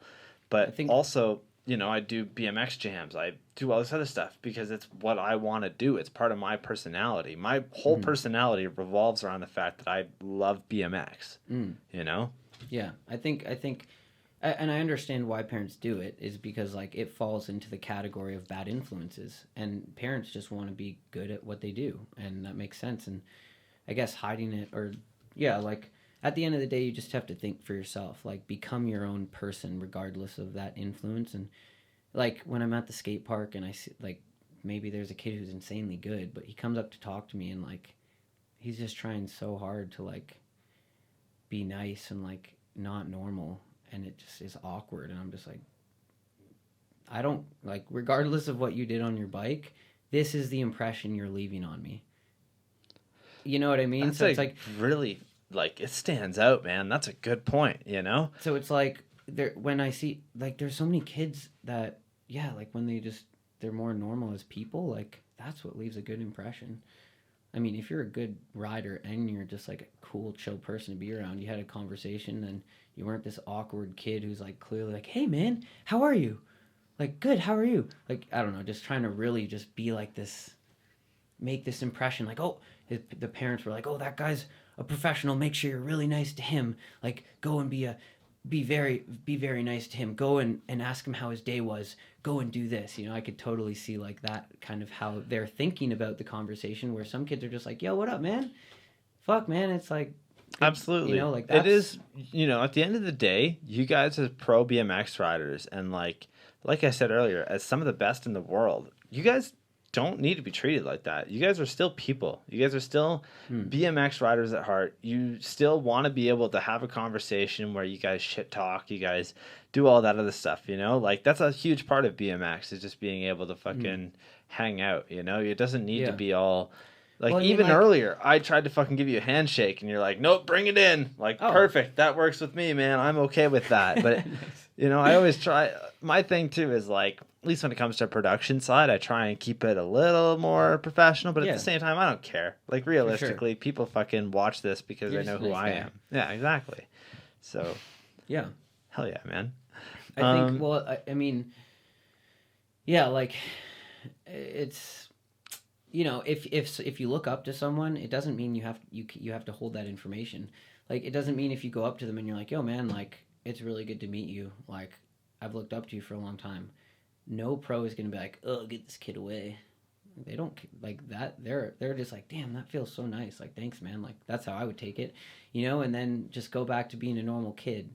But like when the people are almost trying to hide that's why they're talking to you, and they're being all nice to you instead of just being really real about why they're talking to you and just be themselves, like, yeah, that's when you need to figure it out, kid, because you're going to joyride every day to get really fucking good, and you don't know how to talk to anyone. That's going to be an issue. Like, absolutely. If you're trying to become someone in the biking industry, because such a big part of this industry is just enjoying the people that you're around. And if you don't enjoy the people that you're around, well, you might as well not even fucking do it. Like, even if you like biking, I don't know, like, I mean, with that being said, like, I do like to ride alone a lot. Not alone, but like I like to ride with just a couple of my close friends. But I don't Small think... sessions are seriously some of the best, You really get to know these people that you're with. I like that about those. Yeah. Sometimes it's difficult when you have, like, 5, 6, 10 people with you. Like, sometimes when it's just you and a buddy and maybe one other person, that's the best. It really depends, but... Yeah, there are those 10-person sessions that are just, like, epic. Oh, they're unreal. But then there's those other times you're like, fuck, there's 10 scooter kids at this park, there's 10 skaters... They're pissing me off. They're getting in the way. Like, absolutely. This is a shit show. Like, that's when I'm like, I just want to go find an empty skate park. If I have one of my friends, that's fine. I'll put my music in and just fucking just have so much fun and just flow around. There you go. Yeah. All right, man. I gotta take the fucking worst piss right now, so I'm gonna run into the other room. Do you want to tell us just about maybe some of the trips that you've went on with Haro or other companies? Is that okay? Sure. Cool. Yeah, and I'm gonna take a piss after you go. Oh, absolutely. So here you go. Camera's on you. Oh man. I'll be right back. I hope you get a phone call. Oh, That'd be hilarious. Well, I could take this time to tell you about a trip, or we could look at some goat art. This one's pretty interesting. Let's take a look. It's a goat, and he's got mushrooms all around him. So, and it looks like there's some red lights and orange lights. This is a really cool drawing. I know there's definitely some deeper meaning to this art. I'm thinking that this might be a big metaphor for a human who likes mushrooms and their tripping balls. What do you think? Oh man. Yep. Fuck, I'm just gonna take a nice little talking break. I'm sure you guys can hang in there. It's probably...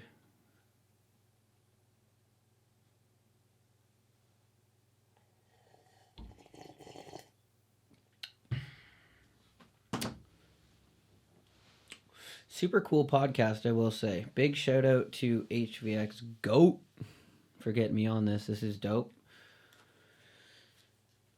It's cool to see this setup in person too. From the video, it definitely, like, I had a completely different thing pictured for this podcast, but I'm like really impressed by this setup. There's like 3 laptop screens, 2 Macs, huge Mac desktop computers, a third monitor. He's got the sound bar. He's got this, like, the equipment is unreal for this podcast. This is legit. Yeah, it's impressive, man. The Goat Cave. There's even a sign. The Goat Cave. Really cool theme. The whole goat thing. I like it. And there's even, I don't know if anyone knows this, but there's rabbits. There's 3 rabbits that live here. One of them is running around biting on my pants, nibbling on my pants. Super kind of weird, but super nice little rabbit. Rabbits are actually amazing. I'm just learning from this experience being here today. They're super friendly. They're amazing house pets. And they have softer fur than dogs or cats. Oh, and here we go. We got 2 in here now. It's fucking amazing. Like, it's funny that, like, having a pet rabbit, it kind of seems strange, but it's probably just because I don't know anyone who has one. But, like, seeing yours, I'm like, this makes complete sense. These things are sick. Like, yeah, they're fucking cool. They're fun to hang out with. Yeah, they just hang out. Like, it's so weird. I'll just be sitting there. They like being pet. Yeah, they just, dude, they're so. It's so weird. Like, I've gotten so baked before, and I'm like, these fucking things are so strange when you really think about it, because, like, they're so, like, twitchy with the way that they are. Like, they're always, like, you know, they're always on the lookout for something. It's just their natural evolution, man, right? Like, there always have been animals that are gonna try and kill them, and, like, they just live here now, and they're just chill. Like, just to see how funny it is that they just, like, I don't know, I'll just wake up at like 3 a.m. and the one of them is just laying right there hanging out. I'm like, this is so fucking weird. I don't know why. Still? Like, dude, all the time. I don't know. I'm like, it's just so strange to me. I love it. I think they're great. Only like, when you get really high, though. Dude, it's so weird when you're like sitting there petting a rabbit when you're really high, because like you can feel, because like their heart beats so fucking fast. It's just not even their fault. That's just natural evolution of rabbits. They have a really fast beating heart. Okay. Like, what the hell is going on? Like, look at this right now. They're fucking, what are they doing? Like, Senna, leave her alone. What are you doing? They're playing. Yeah. That's crazy. When I actually did not take advantage, I couldn't think of anything. No, that's okay, that man. I wanted to say about Haro, but I was examining this photo here. Yeah.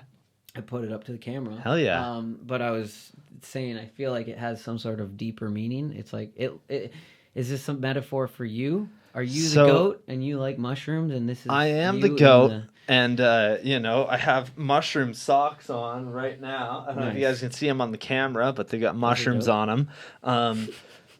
the whole video, so Space Goats, the way that I like came up with the idea of it and like it being psychedelic is I was really interested in DMT. I don't know if you know what DMT is. Definitely. Yeah, I've never done it, but like it was just something that I was like so fucking interested in the fact of like what it is. Like it's so crazy. Yeah. If you guys don't know what DMT is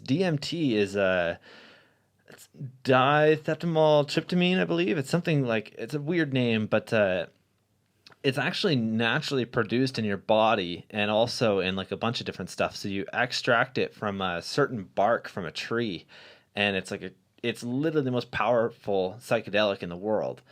And for some reason, I got really interested in it. And it's what's released right before you die. yeah, right? a lot of people believe that like right before you die, when you see the light or like you're tripping balls, it's basically that a certain part of your body releases this DMT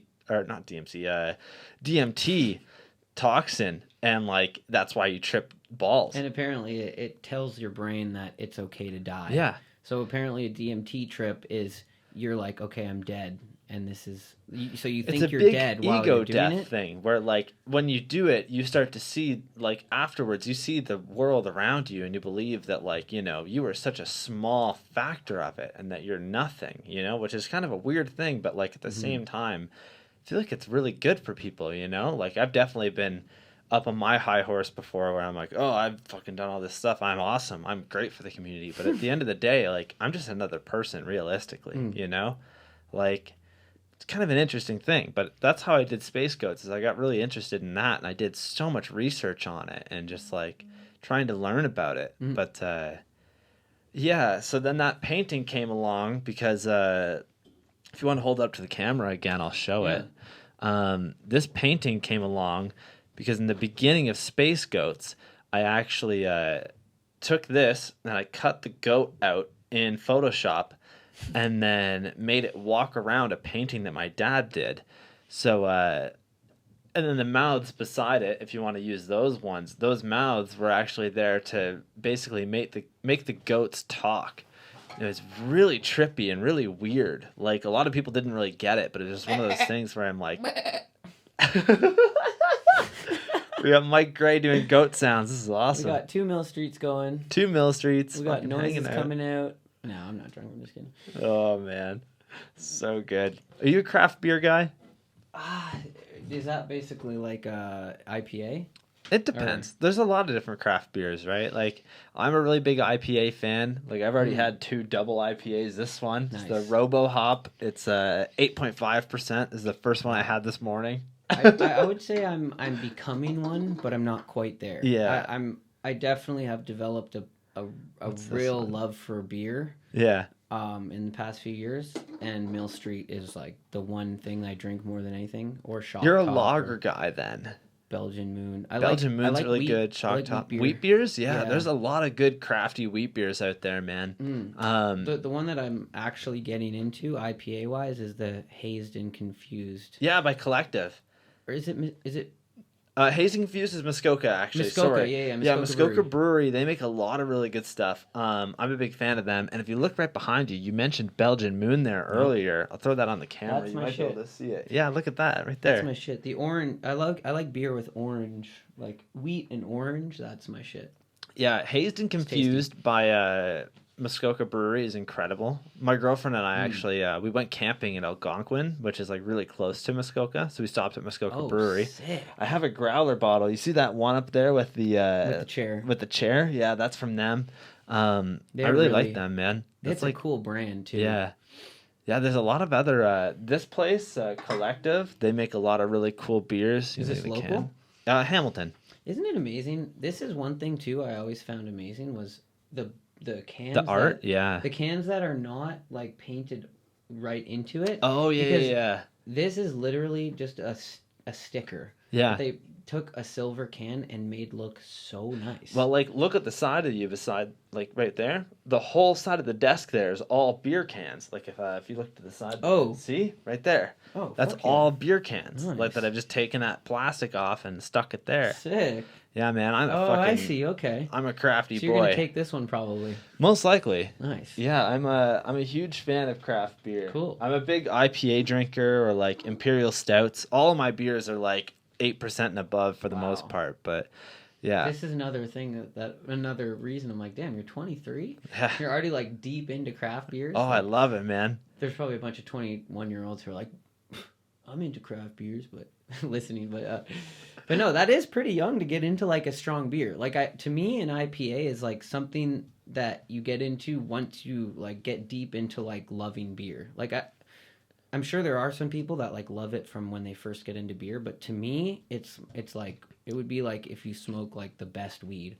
Like that's something you get into like after years of doing it. Like, but when you first start, you're smoking garbage and you're drinking whatever beer. Like, when I was in high school, I drank Moosehead or like just whatever the fuck was around. Like, I didn't like I've it. never really been that into it. I was actually gonna pick up a can of 3-Speed for you. Have you ever heard of 3-Speed from Amsterdam Brewery? It's like a light beer. It's really good, and it comes in these what we call tall cans. It's like a 600 ml can. It's really fucking good, man. That's like an American-sized can or something. It's really good. Like, it's really fucking tasty. It's really good. Like, whenever we would go out filming, that was my choice of beer because it's not too strong. You know, it's just something to nice, like sip on and fucking chug back if you need to. Film some stuff. You're never that fucked up. Like, when you start to drink these things, it's good to just hang out and fucking lay back, right? Yeah. But, yeah, I'm like, that's my go-to filming beer is 3-Speed. That's awesome. Oh man, so let's see here. Yeah, these guys are just fucking around. What are you doing? They're having so much fun. I know, right? Let's see here. We got a couple other clips that I wanted to show, or some photos. So this next one's a T-bog over a rail hop. Let's talk about how this toboggan Mind if I happened. take a piss real quick? Of course, yeah. So just go through that door there, and then there's a van's door on your left or your right, and then once you go through there, the light's on the left. Perfect. Yeah, straight ahead there. Oh, man. Dude, this has been awesome so far. Thank you guys for tuning in to the live stream. Mike was he's such an incredible guest. You know, this has been really good. This is something that I tried to set up like quite a while ago, and I'm happy I took my time with it because this is going really well. Darcy Clark, we're actually going to be talking about the BMX Jam that he does every year in just a little bit. I definitely have it written down here. I believe he still does it. Let's see what else we got here. Chris, you're saying that Mike's actually the reason that you switched to plastic pegs. That's really cool, especially on a mountain bike, right? Like, you know, a mountain bike for street riding is already one thing, but the plastic pegs is probably plays a whole other deal into there. And I think Nibbler just hopped out of the room. That's all good. Yeah, these fucking rabbits are ridiculous, man. They fuck around so much. Oh, man. Let's see. Yeah, we got some other questions here. If you guys are interested in calling in, definitely do that soon. Yeah, we got like maybe another 5-10 questions here, so. Joe Rabbit. All right. Senna, come here. Come on.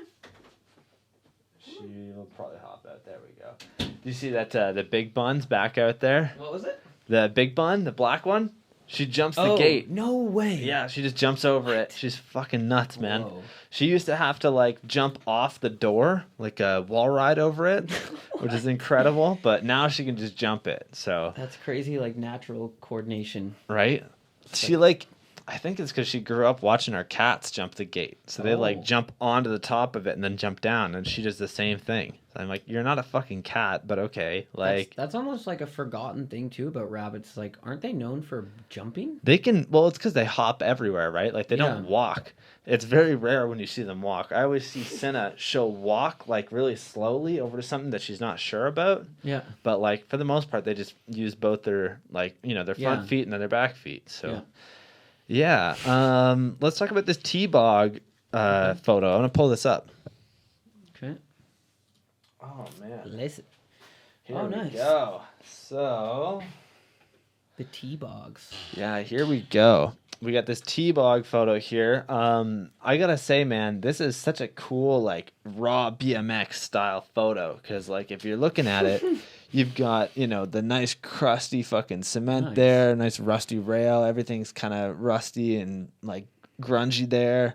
And then just the cleanest T-bog. Like, you can tell you really held it, Thanks, You man. didn't just tap it and then let go. Like, you Yeah, really fucking grabbed it that and was held. that was like I did one that wasn't good enough, Oh, wow. and then like it was like I really don't want to do this again, but like if I get the one I want, it worked, and it was 2 in a row, but like that was like I really was like I need to click this. Like I did it the first time, but it was like it doesn't look that good.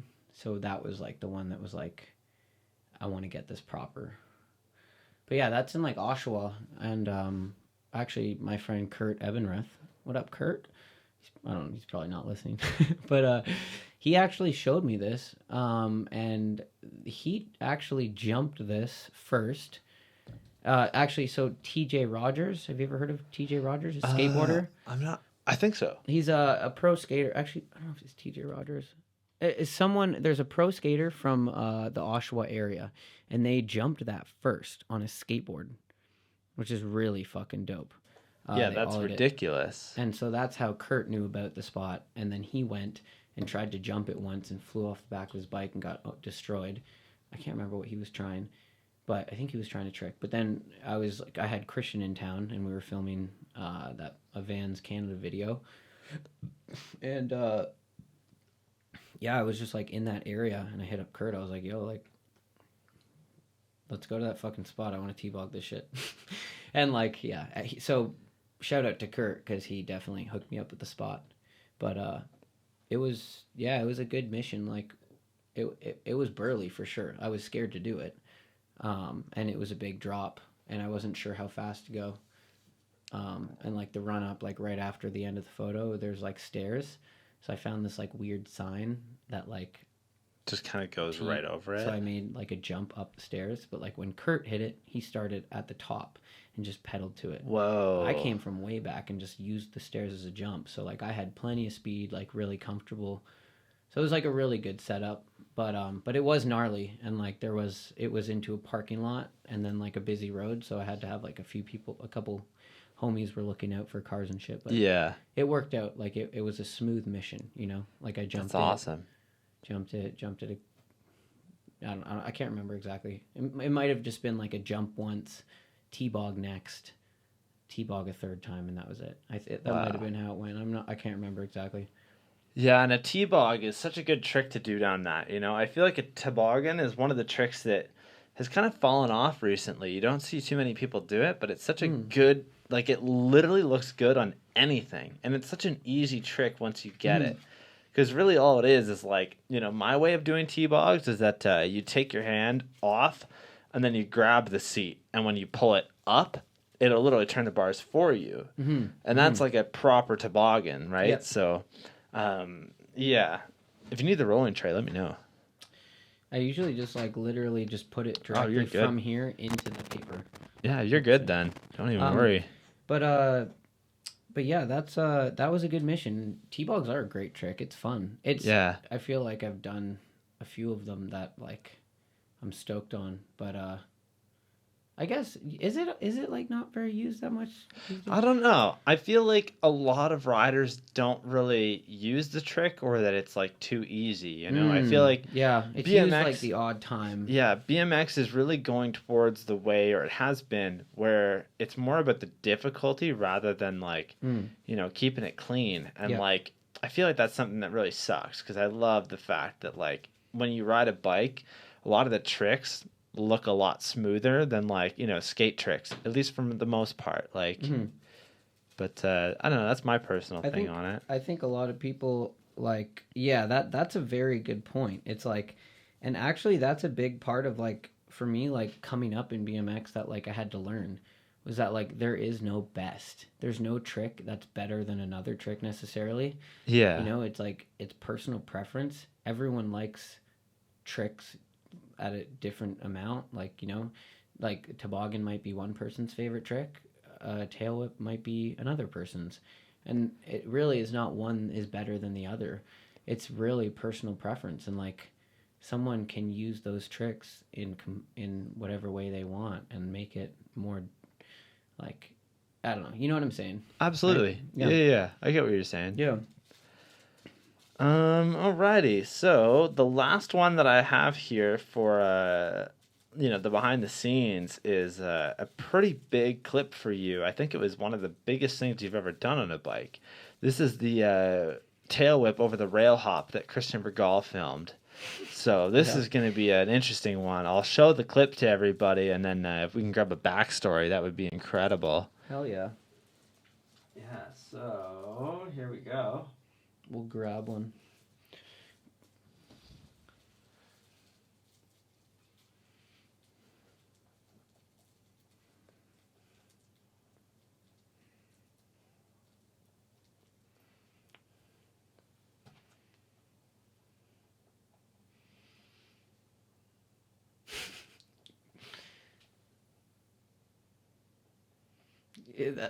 It's funny hearing Chad. He's like, "You fucker," because that day after we did that, we went to another school and Chad did like one of the craziest things ever. Like, or he did something that was like really crazy for him, which is crazy to anyone. But like, he said that it was like he was like really inspired. Like, he saw that like the tail whip and he's like, "Fuck, I want to do something crazy," and that's really cool. Like, just to hear that and like. Yeah, but that day, that was probably the scariest thing I've ever done for sure. Like, absolutely. At the start of that, there's a ledge trick that is done like before the tail whip, which kind of helped because it was like, if I get this ledge trick clean, I'm going for the tail whip. Yeah. It kind of gets you hyped, right? You're like, okay, I fucking pulled us. Let's do this shit, Exactly. Rather than just rolling up to it. And I'm like, okay, I don't know. Like, I always find that, a good line where you're able to do maybe a trick or two beforehand and you pull it off perfectly, you're like, I got this, It was really scary and, oh shit. Is that gonna be too loud? No, don't worry about it. It's fine. Yeah, no, it's so weird. Like, back then when I think about stuff, like I was just like, okay, like I like we went to that school one time and I was like, I took a picture of this spot and I was like, I want to like maybe do something to flat on that, and then like just decided like when I was filming a video with Christian, I was like, I want to do like, let's go do this. And it's so weird when you're so scared but you know that you're gonna do something, and it's like it's almost a ridiculous idea, but you're doing it. It's a strange thing that like I feel like it doesn't happen as often because BMX isn't the world to me as it was when I was like 21. Right. At that time, it was BMX only. I wanted to put everything. I was like, I'll die for this shit.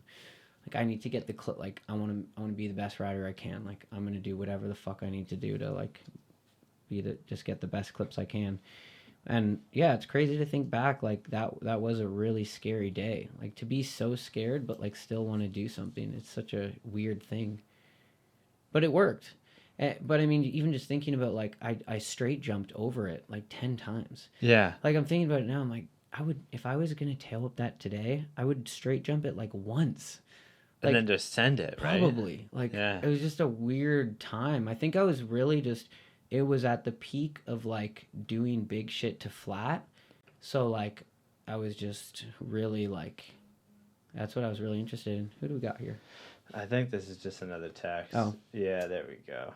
That's the only problem is that like having my phone hooked up to fucking also another phone. Like I basically have two different numbers going through my one phone. So it's like even at work I'll get a call and I'm like, motherfucker, and I'll go and look and like, oh, it's not for me technically, it's for the podcast. Yeah. So yeah, one of these days I'll get that figured out.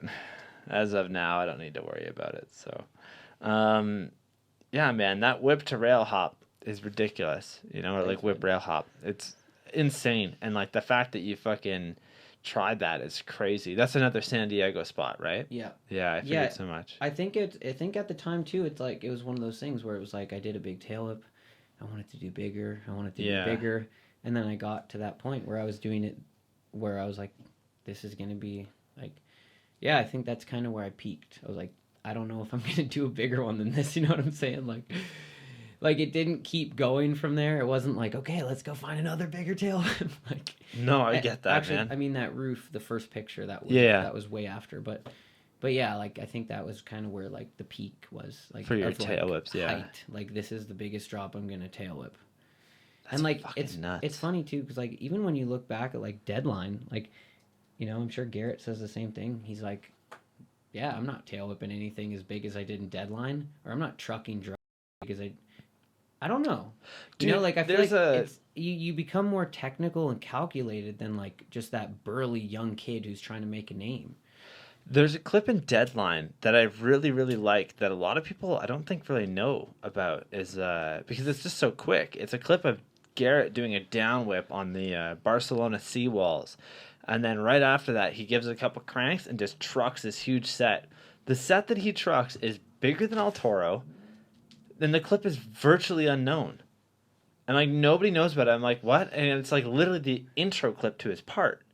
I'm like, how the fuck is this like the biggest truck driver to maybe ever happen on a bike and nobody knows about it? And this is why this goes back to the El Toro thing. Garrett, is he like, yo man? Well, I mean, he did repost the clip. Yeah. But I think someone posted on their story. But like, he's not like, yo man, like, yeah, like this clip didn't really get as much hype. Like, he's just like, oh, that was just something I did and I moved on. I'm doing 1,000 more things that are crazy. Like, he's not sitting there like, oh man, I wish I got more attention for that crazy thing. Like people just need to like, people want way more. People always want more than what they get from like what they put out. Sometimes I feel like I see that a lot with like, I don't know. I just see that a lot and it's just. No, dude, I get that. That's such a good point, That's what I love about watching like Matt Drew, for example. That guy doesn't care what anyone's thinking of him. Like, he's not doing it because someone's watching him. He's just like, he does the craziest shit for himself. Like, purely for himself. Oh, I feel like. of course, absolutely. I love that, man. That's so fucking rad. Yeah, Matt Drew is nuts, man. He is like such a good rider. He the other day we were out at Inflow for bike night, and he pulls up to the park and like, comes in and fucking first thing that he does. It's like hit the Spox jump, hit the vert wall right to the roof, comes down, hits the spine nice and huge, goes up, then ice picks the fucking extension quarter to fakie. And I'm like, who the hell does that? Nobody. Like, at least first run of the day, like nobody. You know who does that? Matt fucking Drew. That's it. Like, that's insane, He's on a really high level at the tricks that he does. Absolutely. Like, it's incredible. Like, I think honestly, him moving to Toronto and being close to Joyride, he's gotten like better than I've ever seen him in the last year. Which like, I feel like he was like big like 5 years ago, but now he's like better than he's ever been. I would say, Yeah, dude, I can completely agree with amazing. that. It's so cool. Like that guy needs to go on a trip. Yeah, And just like, oh, let's see what that guy does. Like he's the guy who would Seth Klinger like a fucking trip. Like. I think there's a Haro video of like them going to like Japan and Seth Klinger has like 3 clips, but he gets the banger.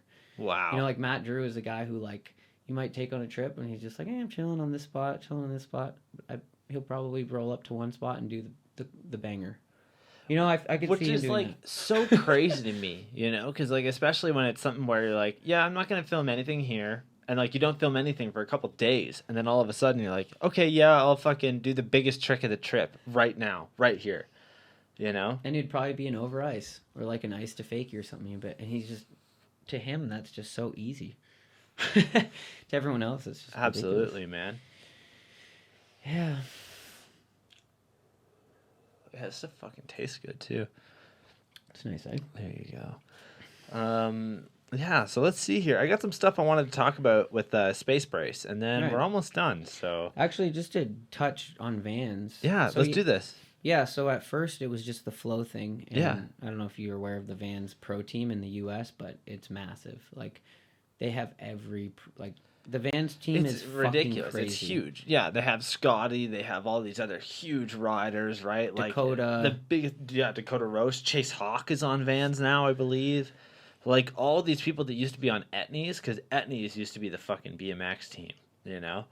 They're all on Vans now. Like It's ridiculous. Vans is doing really amazing I love things. Vans, man. I love their shoes. I feel like their shoes are always the ones that I like because they're very minimal, but they're also very like good looking. You know, I'm a style guy. I love fucking like it's weird, but I love fashion. I love like having a good looking outfit. You know, having good shoes or something like that. That You like take pride in it. oh, absolutely. I And think it that feels good. oh, dude, of course. Look good, feel good. It's And one of those things too where like if you have a good look and people see that and they see that you're not just some idiot that throws whatever on, you make yourself look more professional or more respectable, you know? Like right now I'm just working part-time at a retail store and then I also do this. And that's a big thing where like the retail store that I work at, they take pride in fashion and they take pride in making yourself look good. Yeah. You know? So you have to like make sure your outfit for work is like on point at least like casual but looking good, you know? Like I try and never show up in just something lame, you know, something that I didn't like look at for a couple minutes and think, okay, what's gonna work? Yeah. So Keep it fresh. absolutely. Totally. Yeah, so let's talk about SpaceBrace here if you're all done with Vans, if that's okay. Well, what I was gonna say Yeah. is that I'm actually the team manager for Vans in That's Canada. what I thought. Which I don't know if that's been really cool. Is like so for years it was just like I was a Flow US rider, but I basically like reached out to Vans Canada and Vans US and just like basically made this opportunity to be the team manager because I saw the kind of the missing link in the whole thing. So all these Canadian riders that ride for Vans and they have to go through like the U.S. team manager to get shoes and go through Jerry for everything. And meanwhile, he has 100 dudes he has to deal with. The last thing he needs is 10 Canadians fucking on his case or 5.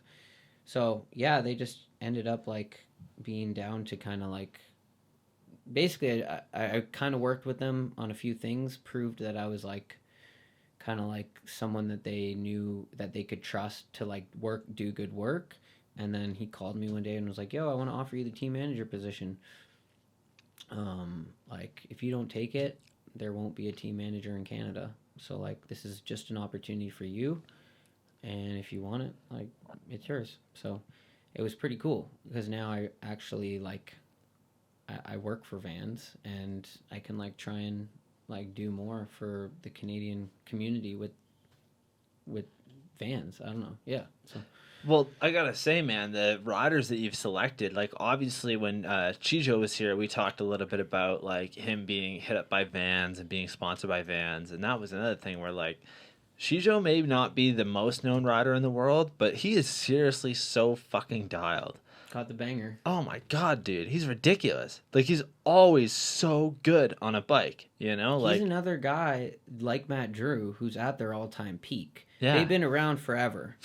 But they're resurfacing to a higher extent than the first time. In my absolutely. opinion. Like Chijo's better than he's ever been. Like he would dude, disagree probably or be like But he's such a humble guy. Like, you know, we sat here for close to like 2.5 hours and it was amazing the conversation I had with him. I really liked him, man. He was such a cool guy and I cannot wait. We're going to do another one at some point. And like, I can't wait, man. He was such a, like, you know, whenever you're talking to a pro, like, at least at first for me, when I was like hitting up pros, I'm like, okay, this is going to be like, I have to get the best questions and everything. He made it so easy where like for him, it was just coming out and hanging out, you know, like he didn't really make it much more than that. And I love that about him. And, you know, that was something really cool. So yeah, we've become really good friends in the past few years. I feel like this last summer, him and I, he's one of my main riding homies. Like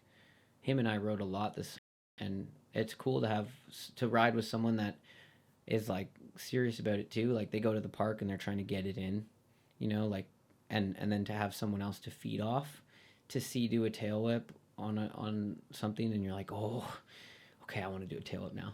You know what I mean? Like instead of just like not having that and just like but also like someone that you really like to hang out with. Yeah, it's fucking awesome. I'm super stoked that like with the Vans thing, I've been able to sponsor like some of my friends, but like people that deserve it too, you know? Oh, like, absolutely. Everybody that's on the Vans Canada team, deserves it. It's not like a thing where you're like, oh, well, you're a good friend of mine, so you get sponsored, you There know? probably is some kids who are saying, "Oh, he's just sponsoring his friends," but I'm trying not. I'm trying to do it like, well, for one, it's crazy when you think of how many. Like at one perspective, you think the Canadian riding scene is small, but then when you actually list all the like riders who are like really good, Yeah. it's a huge It's list, huge. and you're It's like, ridiculous. oh fuck, we can't get everyone. Like, Yeah. we have 10, and there's 10 others that like we could sponsor. Like this is so it's, but it's cool. Like I don't, they don't. There's no limit. It's not like they've said, hey, you can't sponsor. I'm pretty sure I can sponsor whoever I want and as many people. And to get them shoes, like that's pretty much what the sponsor is just like getting free shoes. It's a flow program, but that's fucking awesome. And like, yeah, man, it's pretty cool. Like we're gonna build an army, you know, Oh, like we have a fuck squad, yeah, but it's dude. gonna be an army if it keeps going. So Yeah. it's gonna be awesome. That's right, USA. Look out for the Canadian Vans team. We're coming for you. And I mean, we're gonna work with the U.S. guys, hopefully more. You know, like imagine getting one of the U.S. guys to come on one of the Canadian trips, like collaborating like that. Like just the fact that like yeah, like and we did that video in Toronto in the summer, and to me, the fact that we did it in Canada and we did it with the Canadian squad, it was like we showed people like yo, like Canada is for real too. Like we're doing this. Like we're really about this shit too. Like, you know what I mean? And I mean, people already knew that. There's tons of Canadians who have like done that, but like to like, yo, like Canada actually has a team.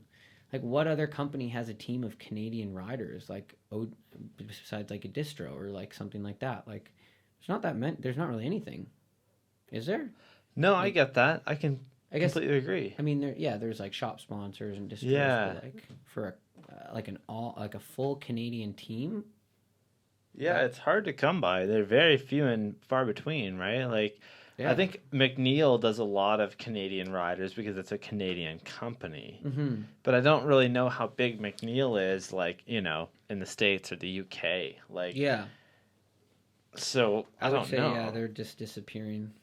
Unfortunately, McNeil is like a great company. They make great stuff, you know. I love McNeil. It's but a natural evolution. yeah, I And get I mean, that. like, I don't even, like, I don't know. McNeil's been bought and sold by one, if not more people. So it's like, what McNeil was is definitely not what it is now, like, in every way. So. Yeah, I get that, man. I can completely agree on that. But, man, they definitely left their mark in history. Oh, fuck yeah. So, let's jump into the SpaceBrace fucking category of this podcast. I've lightly been almost avoiding it because once I get into this mode, it's hard to get out. Hey, man, that's all good. I got a couple questions for you, and I'm really, really excited about this. So, if you guys don't know, I actually ride the SpaceBrace every single time I ride. I love it. I think it's great. Ever since I got it, it's like I can't ride without it. Even if I'm just going to ride around the block, I love it. You know, and Nice. We definitely got some 2.0s for you. oh fuck, dude, that'd be incredible. Fuck yeah. Yeah, the 2.0s are even better. You know, and something that like, you know, ever since it came out, I really wanted to support it because it is a BMX owned thing. You know, it wasn't like, I always feel like with certain companies, they open up and you're not unsure about it. You're not like 100% on it. But like, this is something that you did, and there might be a couple other people that are involved in it. But, you know, let's start from the beginning here. How did the idea of SpaceBrace come to be, and what did you do to make it a reality? Basically, the way that it happened was I broke my ankle. And I've like worn ankle braces for years, like way before this. And I've always just gotten them from like random companies. And when I broke my ankle this time that I'm talking about, I had one brace on the other ankle. And then it was a freak accident, didn't do anything crazy. And somehow I just like snapped my fibula and dislocated it. So it was pretty fucked. But when I was on the couch, like, I feel like I was kind of just going through this time of my life where I was like, I felt like I was getting a little older, and I'm relying fully on BMX for like money and like a living. Like, this is so not sustainable. like I'm on the couch for months, and I was just thinking like, man, like I need to like figure something else out. This is the perfect time to. And then actually before I broke my ankle, I had spitballed the idea about starting an ankle brace company to my friend. I think we were just like super baked, and like I guess I thought of it like, and I told him the whole idea, and I completely forgot about it. And then I broke my ankle, and he was like, "Yo, like remember that idea you came up with? Like maybe this would be a good time to start it." And then we actually started it together. Um, and yeah, like having all that time on the couch was kind of what inspired me to really just be like, I'm gonna fucking do this. So I just started with like, we started with like a name, which was probably one of the hardest things, like figuring out like a name that we were gonna stick with. Like that's really one of the first things you do when you start a business, and it's also a big roadblock because if you don't think of it, you can't really go anywhere. So after we came up with the name, registered the business, and yeah, pretty much, building a business is just like a lot of little steps. You know what I mean? So it's basically just like all these little steps to like figuring out how to like make it possible. But it wasn't like we went to business school and then like took what we learned and made a business. It was more like we have this amazing idea and we want to start this company, and we're going to figure it out. So we just figured it out on the go, and yeah, we actually worked on it for over a year before it actually launched. So what you were saying earlier about how like within a month of having of the braces being on the market, like it seemed like everyone had them, like that, like to get them to market was a big process. Oh, absolutely. Like especially the packaging, like learning about packaging for a product, that's a huge hurdle. The packaging is almost everything, dude. You know, like if you fuck up on that, Yeah. that's like your one key selling point, at least when it comes to retail, right? Is like the packaging it comes in plays a huge part. And, that's something I've always took pride in. I'm going to get up and grab my video here and I'll show you the packaging that I had for it. So, yeah, someone actually that inspired me with packaging. Shout out to Brandon Webster. It's one of my good friends that I ride with. But his parents have their own business, and I showed him like at first we had the ankle braces and we were gonna like put them in like these Ziploc bags with like this piece of paper like stuck to it, and it was like horrible. And his dad was like, "This is not gonna work." And this is the key. He was like, if like you need your product to look like it's worth the money on the shelves. Like if you're selling your product for $100, it needs to look like it needs to look like $100 or more. You know what I mean? Like that packaging is what makes it look worth the money almost in a way. Oh, absolutely. So that was, yeah.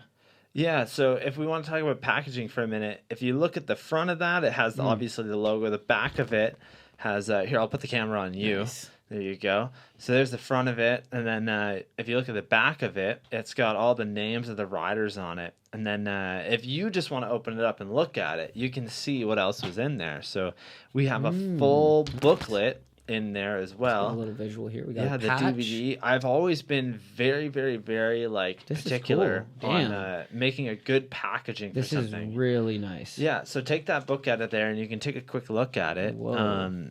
Look at this. Yeah, so then nice you go design, to the front dude. page. Did you make this? No, so I had another friend of mine make this, but it's like a full-on like yeah, it's awesome, BMX mag. I'm like, it was awesome. Like we put all the animation stuff on the side this there. Is so sick. Yeah. And that was something that I really took pride in, is that I wanted to make something that has good packaging where you grab the booklet out of it at any point in your life and you look at it and you're like, I want to watch this again. You know? Like it plays a big role in like how much people love it. So that's a really cool idea to like add that into, like if you're purchasing this DVD, you also get this cool. And it was something magazine. where like it only cost me another $1.50 per video that I created, where like that's a pretty good amount considering how much the videos actually cost me to make. But it was something where like people don't mind paying it, you know? I charged $20 for a DVD and a booklet, and people paid it. They didn't care. Like they were more excited just to see the video. Well, I mean, just like for you, I guess it would have been like, oh, well, if I want to make more money, I won't include the book. Yeah. But the fact that you felt passionate enough about and strongly enough about having this book to actually go out and take a portion of your margin to add to your customer's experience. Yeah. Fucking amazing. Props to that, thanks, dude. man.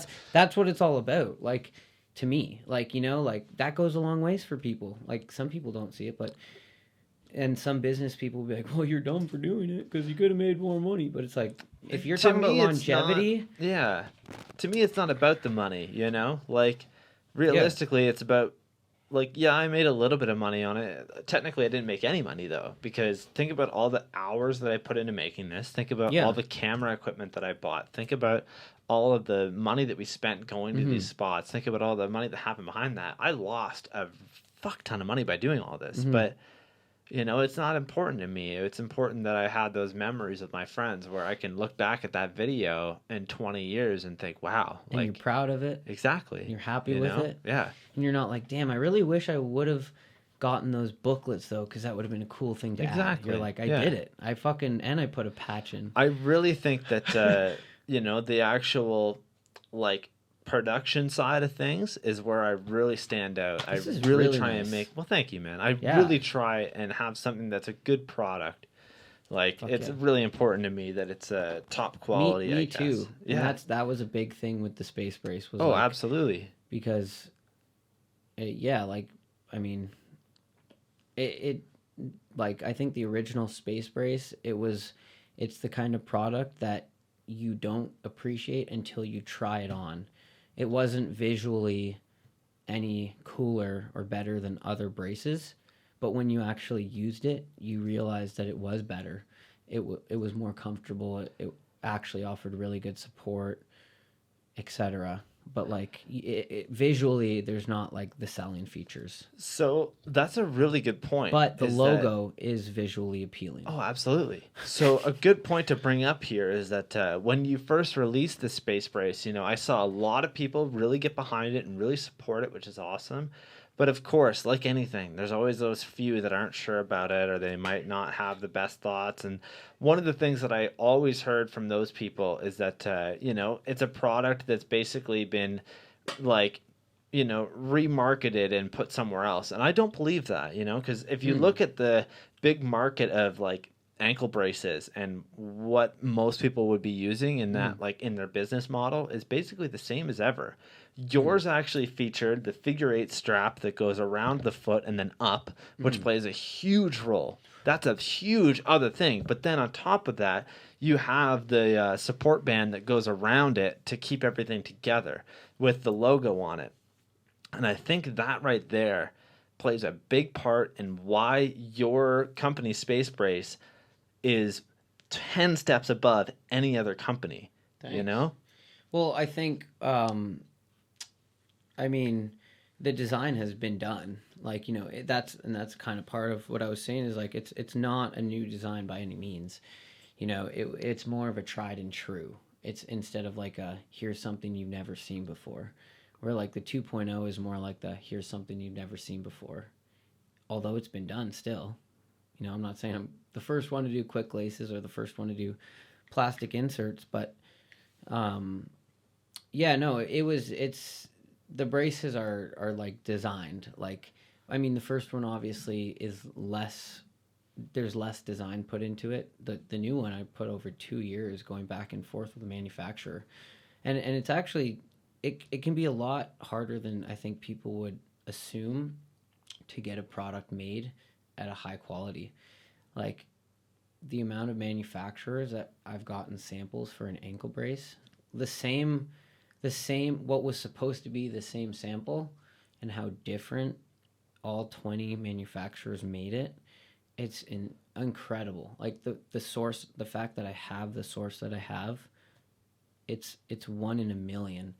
Like, I've talked to so many manufacturers and I've never found one that was trustworthy, quality, and etc. Like, but we found one that actually makes an amazing product for us. I've never seen a defective one, And yeah, it's fucking awesome. That's sick, That man. helps tons for like, you know, designing the 2.0, because Absolutely. there's a lot that goes into it. And I mean, Well- part of it is getting other products and quote unquote copying, you know, but like you're not Tried and you- true, like you said earlier. You take 5 ankle braces and you take one thing from all 5 and put it into one. Well, yeah, that's probably going to be a better brace. And yeah, you're going to see features that you've seen in other ones, but have you seen one that has all of these features in one? And if you have you tried one that works as well? If you have, that's awesome. I'm happy for you. But if you haven't, I hope that we can fill your needs. That's really what it is too. I'm not trying to be better than any other company. I feel like it was just something that no one had done yet, and it just seemed like the right idea, and people seemed to be using them. I used them, and then after we put the company out, it was like, whoa, everyone uses these. Well, it's a big thing too, where you guys did your marketing so well, where like the whole production side of things and the whole look of it is, for one, really stylish. You know, the whole production side of it is really good. You guys did really good on your marketing within social media and everything else.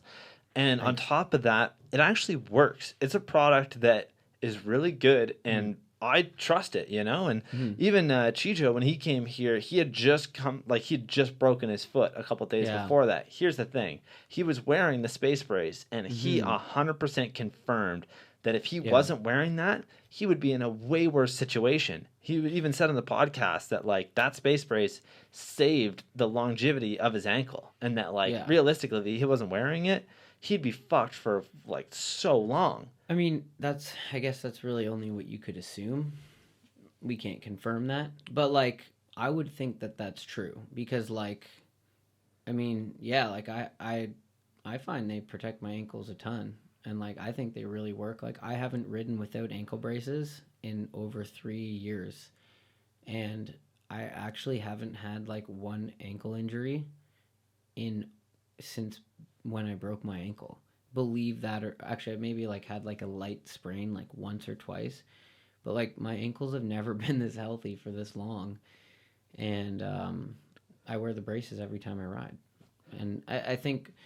And another rumor that people might say, we might as well just, you know, address it. Absolutely. Is like the weakening the ankles thing. And I try not to focus on that. I think that all came from like a physiotherapist who put out like a YouTube video saying that. But like, that was actually something that I had written down here that I wanted to bring up, was the whole rumor behind that it does weaken the ankles. But, you know, I kind of don't really agree with it. Like, I don't, because how much time do you spend riding your bike? Yeah. Like, how much time are you really wearing those things? Like, even if you ride every day for 2 hours, you're talking about 2 hours a day. You're not wearing them for 22 hours. And regardless, if you're wearing a helmet, or sorry, like if you're wearing pads and shit, it doesn't mean that you don't have to like keep yourself in top physical condition. Like I use a stretch band every day. Like I strengthen my ankles every day. I use the braces, but I also do a lot of physical activity to keep them strong. So I don't, whether they do weaken my ankles or not, which I don't think they do because my ankles feel great. I'm doing the physical work to keep them strong. And I think that's where I think they're just trying to, a lot of people just want to talk shit on whatever. But like, yeah, like you're also not walking when you're riding. Your feet are just on the pedals. Yeah. So you're not like walking around and shit. Like, and yeah, you're only riding for 2 or 3 hours. For me, I don't see that really making any sense, especially when like Brandon Semenuk hasn't ridden without ankle braces in 10 years. Brett Reeder hasn't ridden without space braces Since and they ankle came braces out, since he's been riding. Like, and those are the dudes doing the biggest stuff, and they really trust ankle braces. Like, because it help, like it really does. They need them, and I feel like I need them. And at no point do I feel like they've done any damage to my ankles. I feel like they've only protected them. Yeah, absolutely. So, I think that's a big part of it too, right? You start to look at BMX in the last 5 to 10 years, and you start to see how much protective gear people are actually starting to wear, right? Like helmets are probably bigger than ever right now in BMX, and definitely ankle protection is a big one. Like a lot of people are riding the SpaceBrace. A lot of people. Like I can't go to Joyride and not see somebody riding them. Like yeah, it's everybody really, has really them. cool. Yeah. It's incredible. Like, it's the best feeling to see it take off and, like, to be kind of behind the idea and shit. It's really amazing. But And I think, sorry to interrupt, but I No, think a big selling point on it is the fact that you guys have the best in the fucking world sending the biggest shit on your team, like just to name off a few names here, you guys have, Ryan Nyquist, Dennis Anderson, Brett Reeder, Mike Varga, Dylan Stark, and then obviously Jordy Len, who we talked about earlier, and then yourself. Like all those guys send the biggest things, and I think that Yeah. it really stands behind the product right there when you see that all of these guys trust it and they all wear it, Well, I think that's where, like, people, like, this goes back to the whole, like, give as much as you can, and hopefully at some point you'll see the return. Like, the amount of people that we've sent product to, the amount of free stuff that we give away to, like, pro riders and, like, ambassadors and team people, and it's fucking crazy. Like, but that's why it blew up, is because we hit up like 100 pros and sent like 100 free braces when we launched, and we sponsored some of the best dudes because thankfully, well, that's the thing though, it just all worked out because it was something that no other companies were making. It didn't interfere with anyone's sponsors. Everyone used ankle braces, but none of their sponsors made them, so they could even rep them and use ours. Like, it was just a perfect storm. Like, and that's just the fact that everything has come together so smoothly. Like, it's been a lot of work. Oh, absolutely. But it's really like taken off for itself, and it's so cool to have something do that, because I feel like BMX was the thing that I wanted that to happen with first. And I mean, I accomplished a good amount of stuff, but like, I always wanted more. Like, I was never self-sustainable off BMX, and I always wanted more, but no matter what I did, it just didn't really happen. So like, to have something that actually is working, it's so cool. In a sense, like, BMX No, is I still get working, that. but like, yeah, No, dude, I completely agree with that, and SpaceBrace obviously doesn't just stop at the ankle brace. You guys just came out with a wrist brace a couple months ago. Yeah.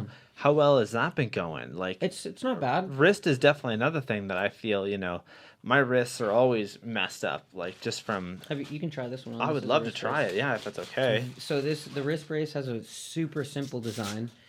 One size fits all. Alrighty, how do we do Basically, this? It's just like the strap. Yeah. Hello? Oh, is it good there? Yeah, that thing's always messed up. I need to get a different mic. No worries. I think it's good there. So yeah, so it's super simple. You just put your thumb through it, and it just wraps around your wrist. So it's nothing like super heavy duty.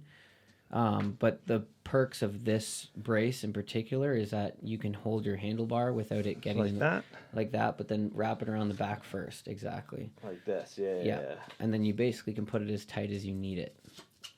So like, the perks of this is like, it doesn't get in the way when you're holding your handlebars. Oh, yeah. That feels so much better.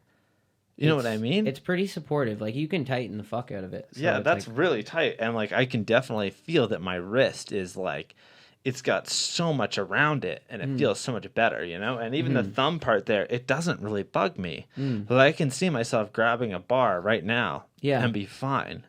That's really cool, man. And obviously, you guys have the really good design where you've got the SpaceBrace logo on the top there. Yeah. Yeah, that's Embroidery's nice. Oh, of course. That's effective. really good, man. I gotta Thanks, say man. that, like, I wasn't really sure how the wrist brace would be, but like, it's the same thing as with my ankles. Like, when I got the ankle brace, I was really excited for it, and I threw it on, and oh my god, like, it feels so much stronger. Thank You have so much. I really appreciate the Yeah. feedback. That's awesome. Yeah, the wrist brace has been a little a little more challenging because I don't use a wrist brace. Yeah. So, but I mean, like that was designed around a few people that had wrist injuries and a lot of feedback from them and all that. But I'm sure we'll make like one that's more heavy duty. It's not super heavy duty, I guess you could say. You know, Yeah. like but it still can support your wrist pretty well. But yeah, this is going pretty good. It's not nearly as like at the end of the day like the ankle brace. The ankle brace is your seller, yeah, for sure. That's the bread and butter. Like that's what people want. Like that's what people are hearing about. That's what's taken off. Well, I think the ankles in BMX is a big thing, right? Because most of the time, if you're into if you're gonna fall and you're gonna have a big bail, you're gonna land on your feet, and your ankles get really messed up And from tail that. whips, like- tail whips, everything. Yeah. Yeah, and like with your wrist, most of the time you're able to land on your feet and then go to your wrist, which stops a lot of the stress and the like things that would affect it. But I gotta say, man, I cannot believe how much stronger my wrist felt just putting Nice. that on. Dude, like, well, this is for you too. oh my god, thank you, dude. You don't have to do that at all, but thank It's all you. good. But yeah, like I think the other thing is like I've never really seen like a brace specific sports brand. And Yeah. I think that's really where what we're becoming and like where we're heading is like, you know, like the shoulder brace is next. Oh, I was gonna say, what do you guys have planned next? Shoulder brace? Like it's the with the name SpaceBrace, like Yeah. the whole brace concept is where I want to take it for sure. Is like, you know, make a full line of brace products and maybe even like multiple for each. Hell yeah. Definitely a 2.0 wrist. Like, you know, it's gonna be like, hopefully just keep like make a full line of products like I was just saying and yeah, just be known as like the athlete's brand of choice for any brace specific product. So you don't have to go to the pharmacy and get some piece of shit ankle brace for the same price. That doesn't work. And that's not comfortable in your shoe and bulky. And another thing too, not stylish, you know? And That let's too. be real here. Style in BMX is a big thing. Like, look at all the street riders. Look at the way they dress. Look at all the way, like, you know, I talked about this many times with people is that, like, the whole style of the, like, you know, BMX is a big thing. It plays a big role in it. And I love the fact that you guys kept that as one of your main factors, Fuck too. yeah. Is that it's very stylish. Thanks, man. Yeah, of course. Well, shout out to my friend Kane Benowith. He's actually the guy behind all of the SpaceBrace art. He's one of my friends.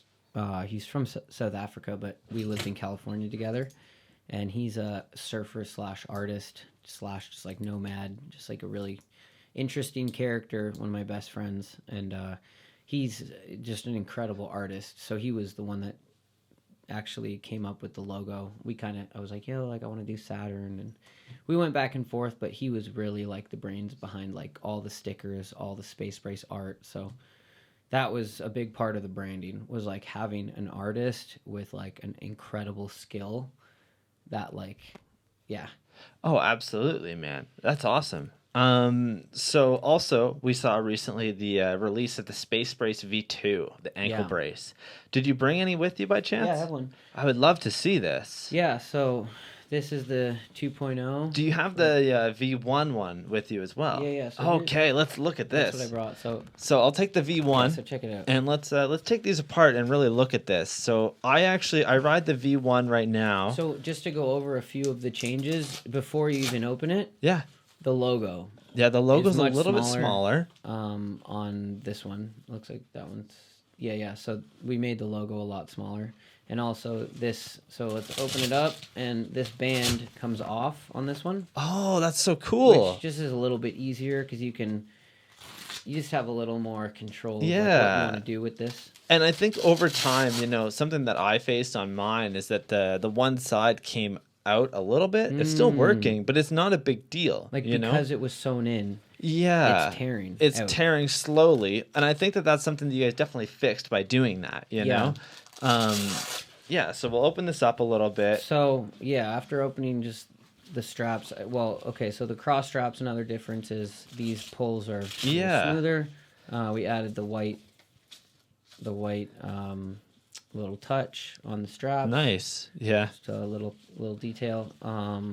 So the new brace has the quick laces, right? So it's just these two Velcros that you pull over. Which is really cool because, you know, something that I always have to do is putting these on and off is like, you know, it's a whole 5 minutes just to get these on, which isn't a bad thing. But I wear like higher top shoes when I ride anyways, just to kind of keep everything really supported. Whereas this, it's really something that you don't need to think about. You literally just throw it over like it's a sock, tighten it, you're done. Yeah, like at the end of the day, like if you need a brace, like you're going to sit there and lace it up. Yeah. But if you can shave a few minutes off, why not? So that was basically the quick laces was just the solution to anyone who doesn't like how long they are, how long they take to put on. Yeah. But the other thing is like the V1 will forever be the brace of choice for so many people. Oh, absolutely. Because you can never replicate a basic lace-up brace. Yeah. Like the control you have and like the customization you can have from like a full lace up, like you can never replicate that with anything, I feel like. Yeah. And also it's just it's very sleek, you know. Like if you feel this one, it's a little bit thicker. It's a different material. It's a softer material, so it slides in your shoe. This feels so much stronger, though. You know, like I know you guys have the plastic inserts on the side there, which I'm just going to take out. So but there's the two plastic inserts on both sides. It feels so much thicker and denser and stronger. That's the thing. It is. It's more durable for sure as well. Like your shoe slides on better, like easier. But also, it's a little thicker, so it's just a little more supportive and durable and. So let's get you to show off those plastic. Which is crucial because the quick lace, like I was saying, is not quite as customizable as like a full lace up. But it's awesome. Still, I've been wearing a prototype 2.0 for like a year or so. Oh wow! And I'm still using the same pair, and that's awesome. Yeah. So let's talk a little bit about the ankle inserts there, the plastic protective cover. Do you want to pull one of those out and show the camera? Yeah, so they come with them on both sides. So we sell SpaceBraces in pairs or singles. So basically we're the first people to promote ankle braces as like ankle protection. Yeah. Because before this, no one's ever done that. It's people only sell one.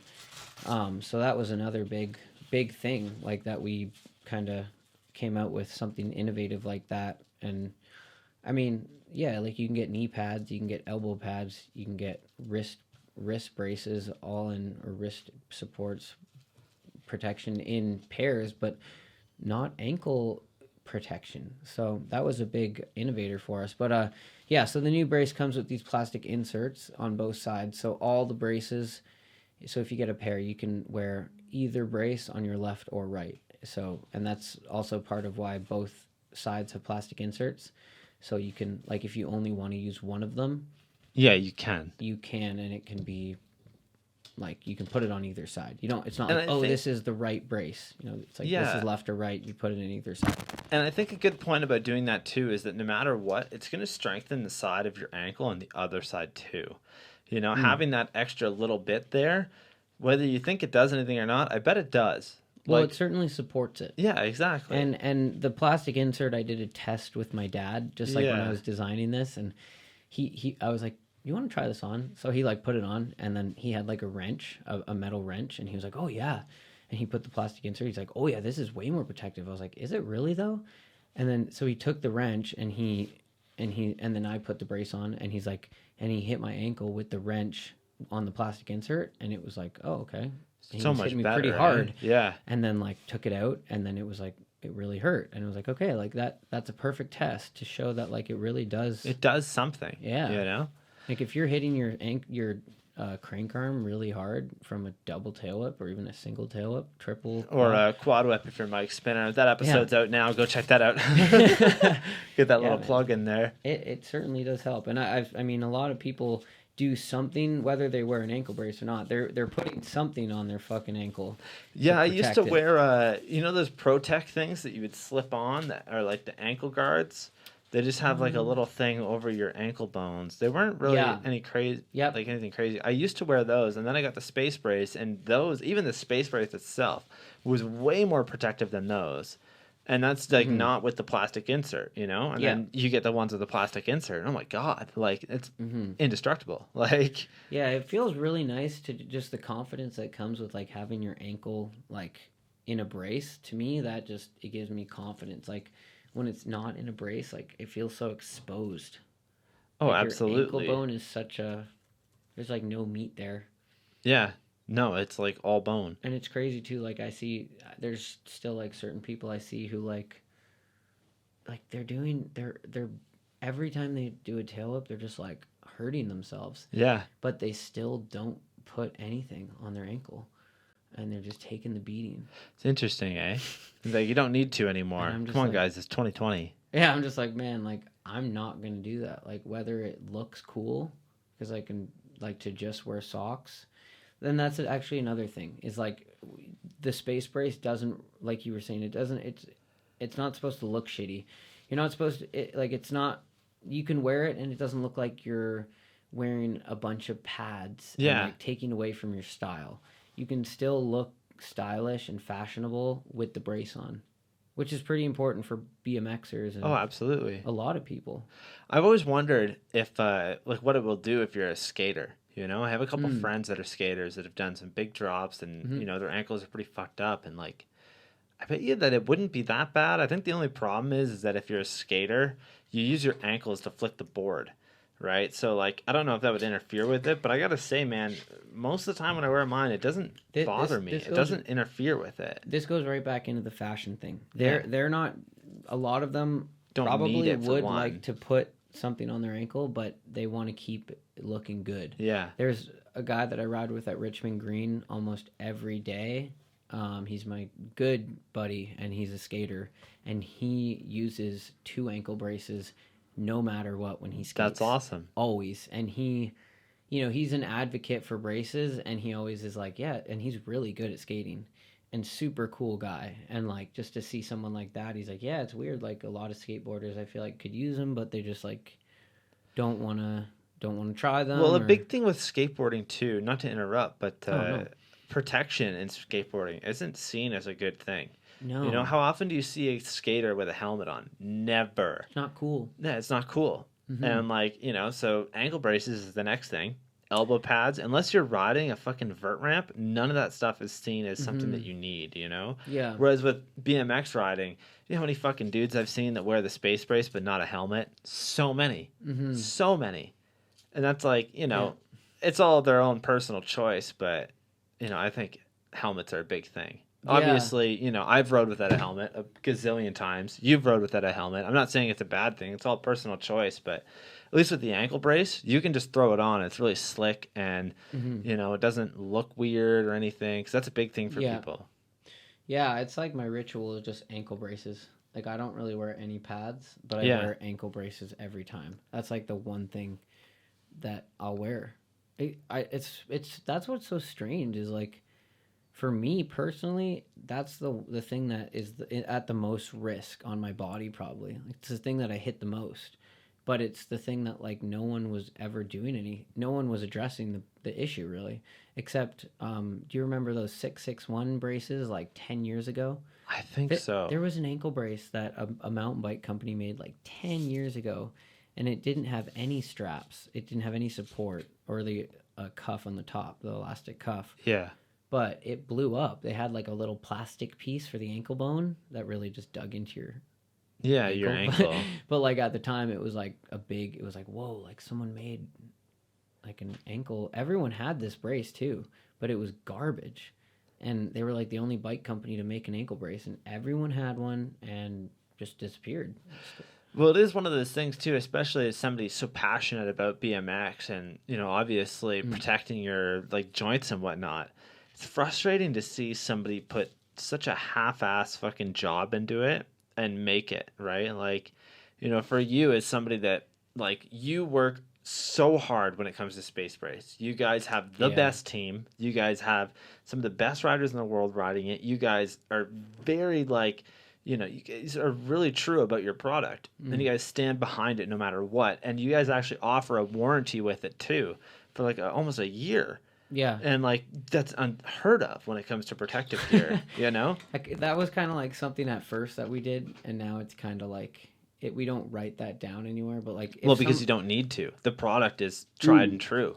You know Yeah. that it'll hold up to those. and if anyone has like ripped them, like usually they just message me on Instagram and, hey man, send me your invoice or your receipt and Yeah. and a photo of it, and we'll send you some more, whatever. There you go. You know, like, warranty or not, like if you fuck up the product, like if they rip on you, like send us a message. We'll Try and help you almost out, at guarantee least. Yeah. send you some fresh ones. Like, yeah, There you go. as long as you have a receipt too. Of because course. Well, you got to be able to prove that they're yours. there has been one or two messages where people clearly were just trying to get like free shit. Yeah, And then that's when I not asked for a cool. receipt or like something like that, they just didn't respond. And Yeah. like, oh yeah, There you go. Yeah, you don't want to deal with but that. that's all part of running.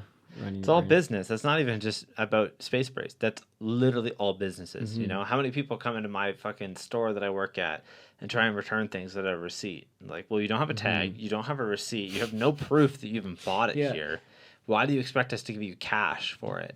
Mhm. Like, not happening. No thanks. Yeah. Yeah, but you know, as I was saying earlier, you guys have such a stacked team. Like, literally the best riders in the world stand behind your product, which is awesome. That's like, it helps the marketing, it helps everything. Yeah. So and fucking good on you for doing that, you thanks, know? man. And we try and sponsor people who actually really use the product. You know, like it's not just like, hey, this guy's a big name, let's like put him on the team. Like the only person who's on the team that like doesn't really use them when they ride is Dennis Yeah. Anderson. But like when he was injured, He uses there's actually them. an Yeah. X Games video behind the scenes of him like putting the brace on. So like I was in San Diego at the time, but like when he was filming his real street part, like his ankle was fucked up. So like he was relying on the SpaceBrace to basically do the crazy shit he was doing. But besides him, pretty much everyone, like whether they're on the team or not, they would be using our product, which is like, to me, that's really important. Like making sure that people who are on the team are actually the people that they're real advocates. They're at the park every day, putting them on, using them because they need them. And they're not just like, oh, I'm paid to put these on, or like I'm sponsored, so I have to put these on. Like it's not.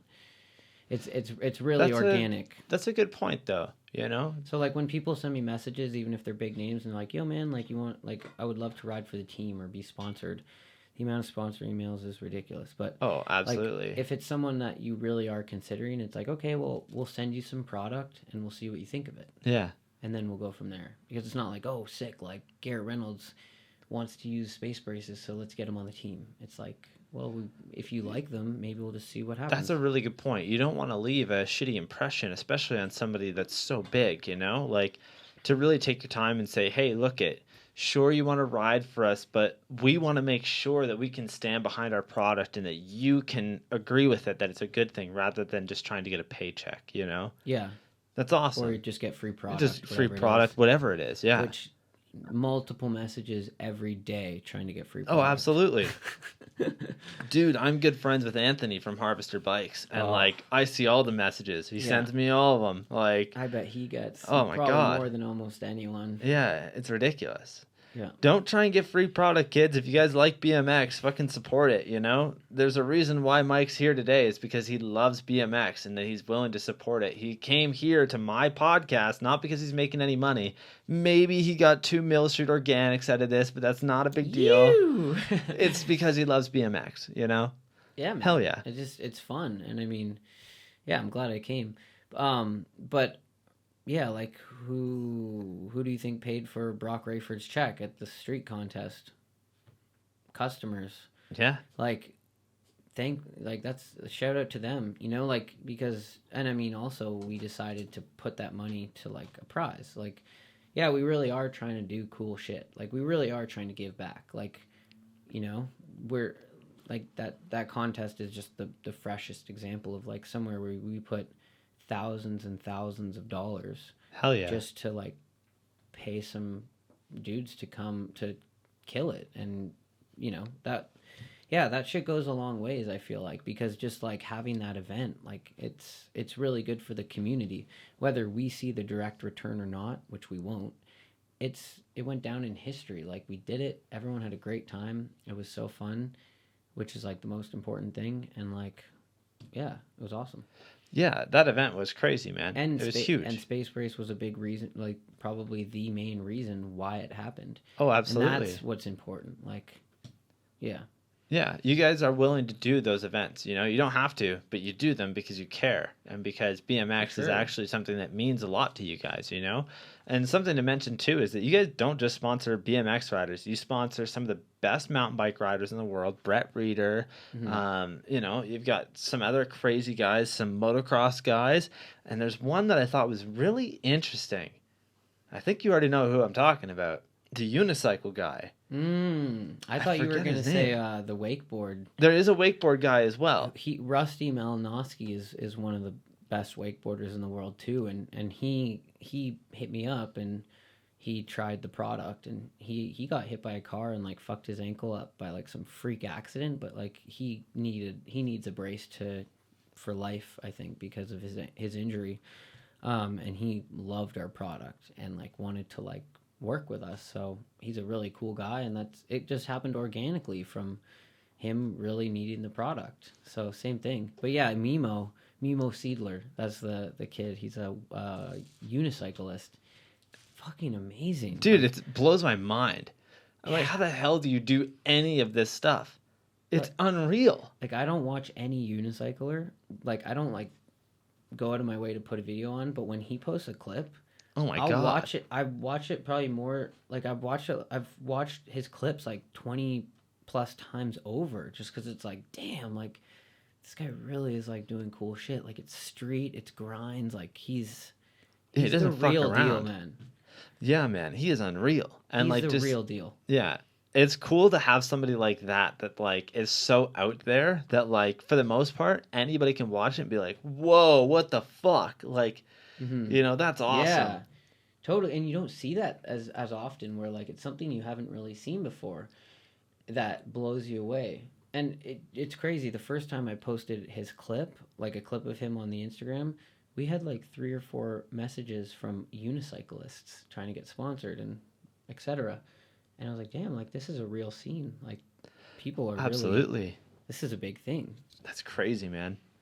Yeah, I want to try and get a unicyclist on here. I bet that would be really fucking cool. Fuck yeah. Talk about that. There's a kid from Ontario who's really good. Yeah? Maybe I'll hit him up. I can't remember his name, but he messaged me after. Well, and I was looking at his let me profile. know. Yeah.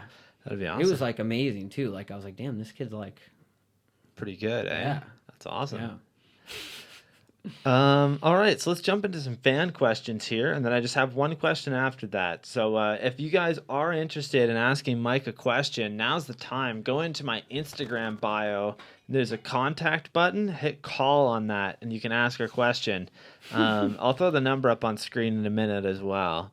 But yeah, so let's talk about Harvester Bikes wants to know what your best story of living in San Diego was. Fuck. That's a crazy question. I have the best story. Oh man, I have no idea. That's so hard. There's so many, right? Yeah, like. Just think of a good story, I guess. Right.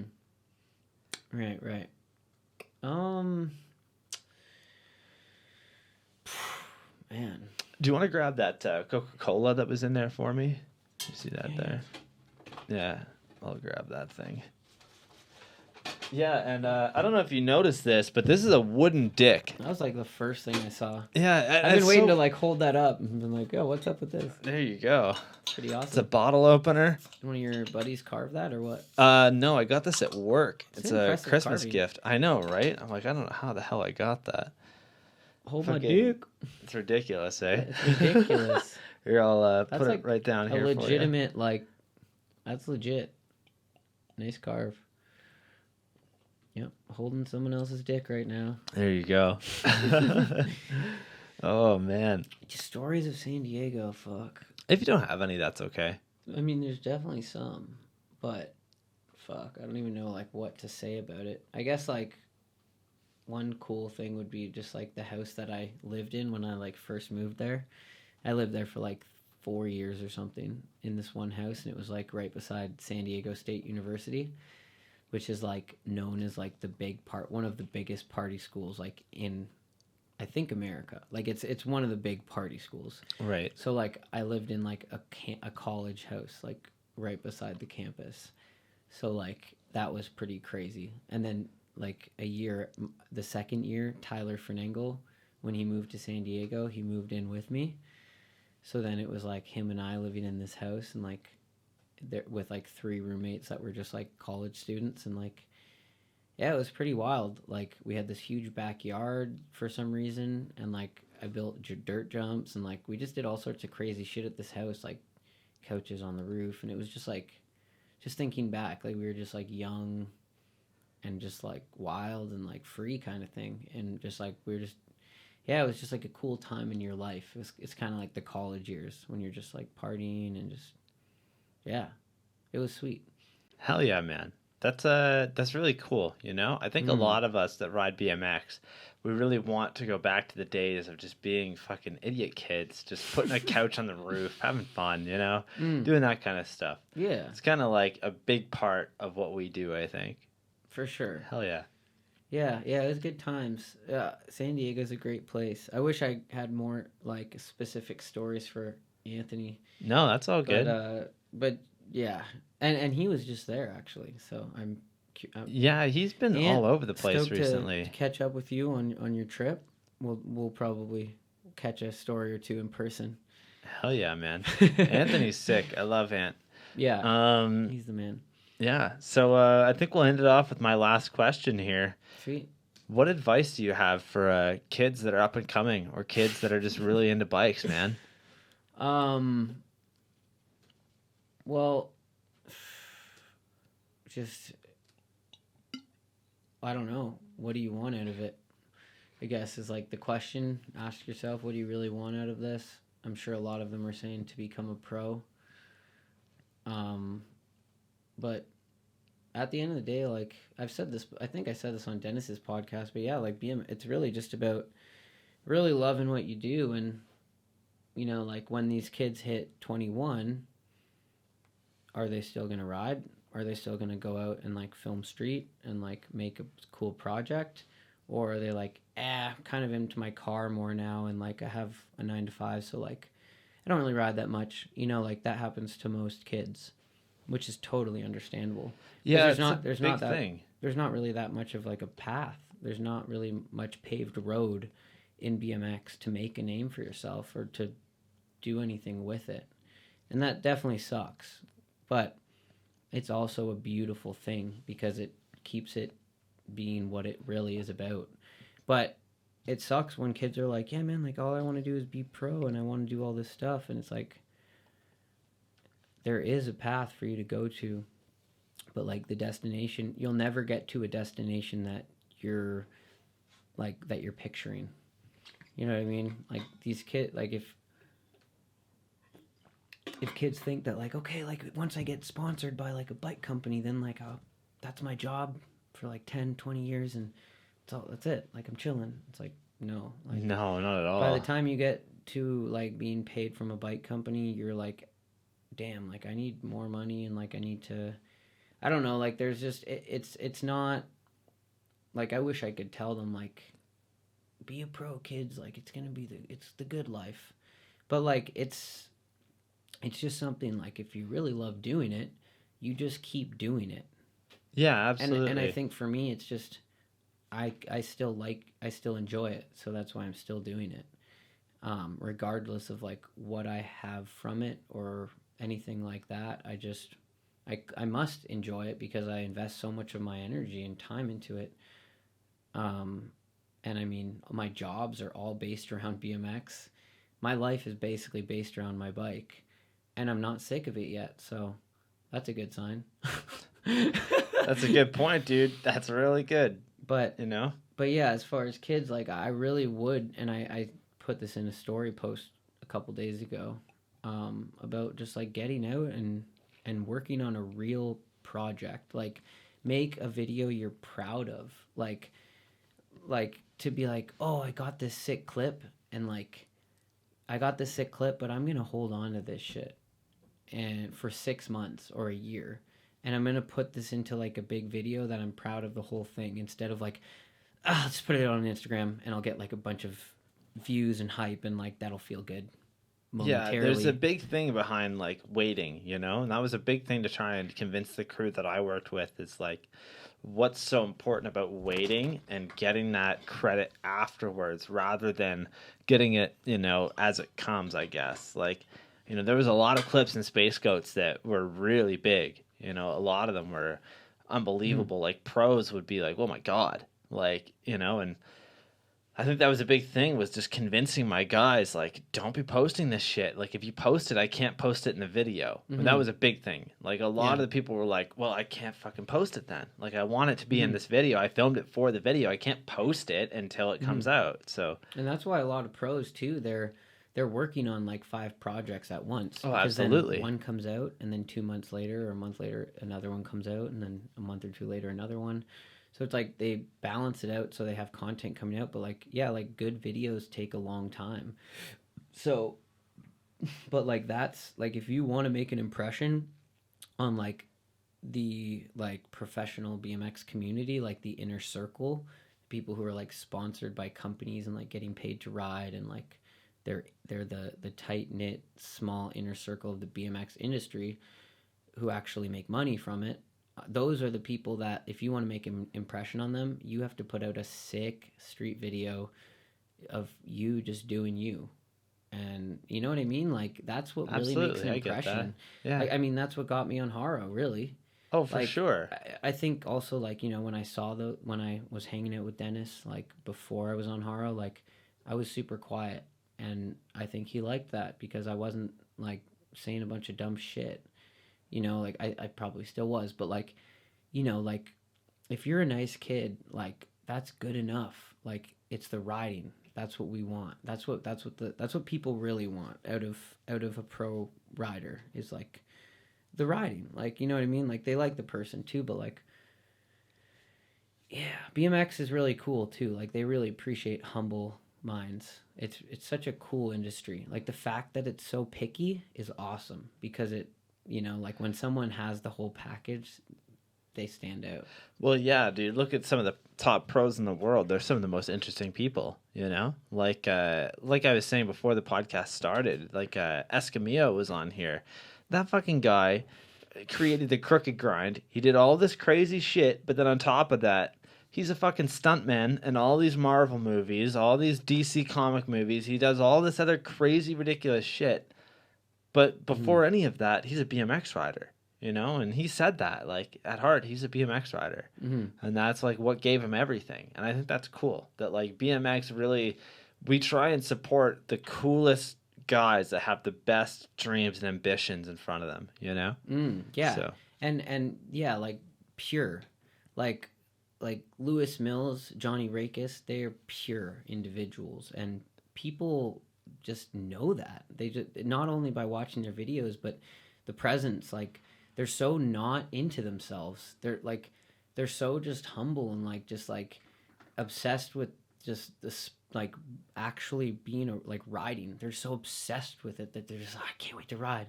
Like that's what like that's unreal. But like Absolutely. on top of that, like they might be on a team trip and they're in the street and they're getting that they're taking that 2-hour window to like, well, Dennis Anderson's in the van and along everyone else on this big pro team, but like I'm out here and I'm gonna get this shit. Like I'm gonna step up to the plate. Like confidence is definitely important, but not being too confident, you know, like it's not but just about you. It's like it's working as like a team, but also being confident. Like Garrett Reynolds is the kind of guy who I'm pretty sure like if he's out with like 3 friends and everyone's trying to get one clip, like he'll probably wait till be the last one to film it, and he's not, oh yo, I really want to get this right now, like yo, can you wait till after me? It's like, yeah, fuck it, like you guys get your clips, whatever. Like it just, yeah, just don't be competitive with other people. Be competitive just with yourself. That's probably a good piece of advice for up and comers, because like you shouldn't directly compare yourself to anyone, because that's how you're just going to become a clone of someone else. Like, you need to stand out. You need to be your own person. You need to find your own style so that you are distinguishable. And that's probably one of the most important things about being a pro is take anyone, Trey Jones, Sebastian Keep, Chase Hawk, any pro rider is unique. They're known for their own shit. And that's so important. Like, if you just come in and you do the exact same tricks that someone else is known for, they're probably just going to be thinking of that person when they're watching your video. Oh, absolutely. No, I can see that, man. Wow. So yeah, just for these kids, like, you know, just really enjoy yourself and just have fun and like just do shit that you want to do, and not like, oh, I just watched this Garrett Reynolds video, I have to go learn this exact combo because he's doing it. Like, just go out and really just learn what you fucking want to learn and what you're good at. Like, identify what you're good at, and don't focus on, oh, I can't do all this other stuff. Focus on, well, this is what I'm naturally good at, so I'm just going to take this as far as I can. That's really important too. Identify what you're good at and take it as far as you can. Don't dwell and focus on what you're not good at and just be like, oh, I have to get good at these tricks because I'm not good at them.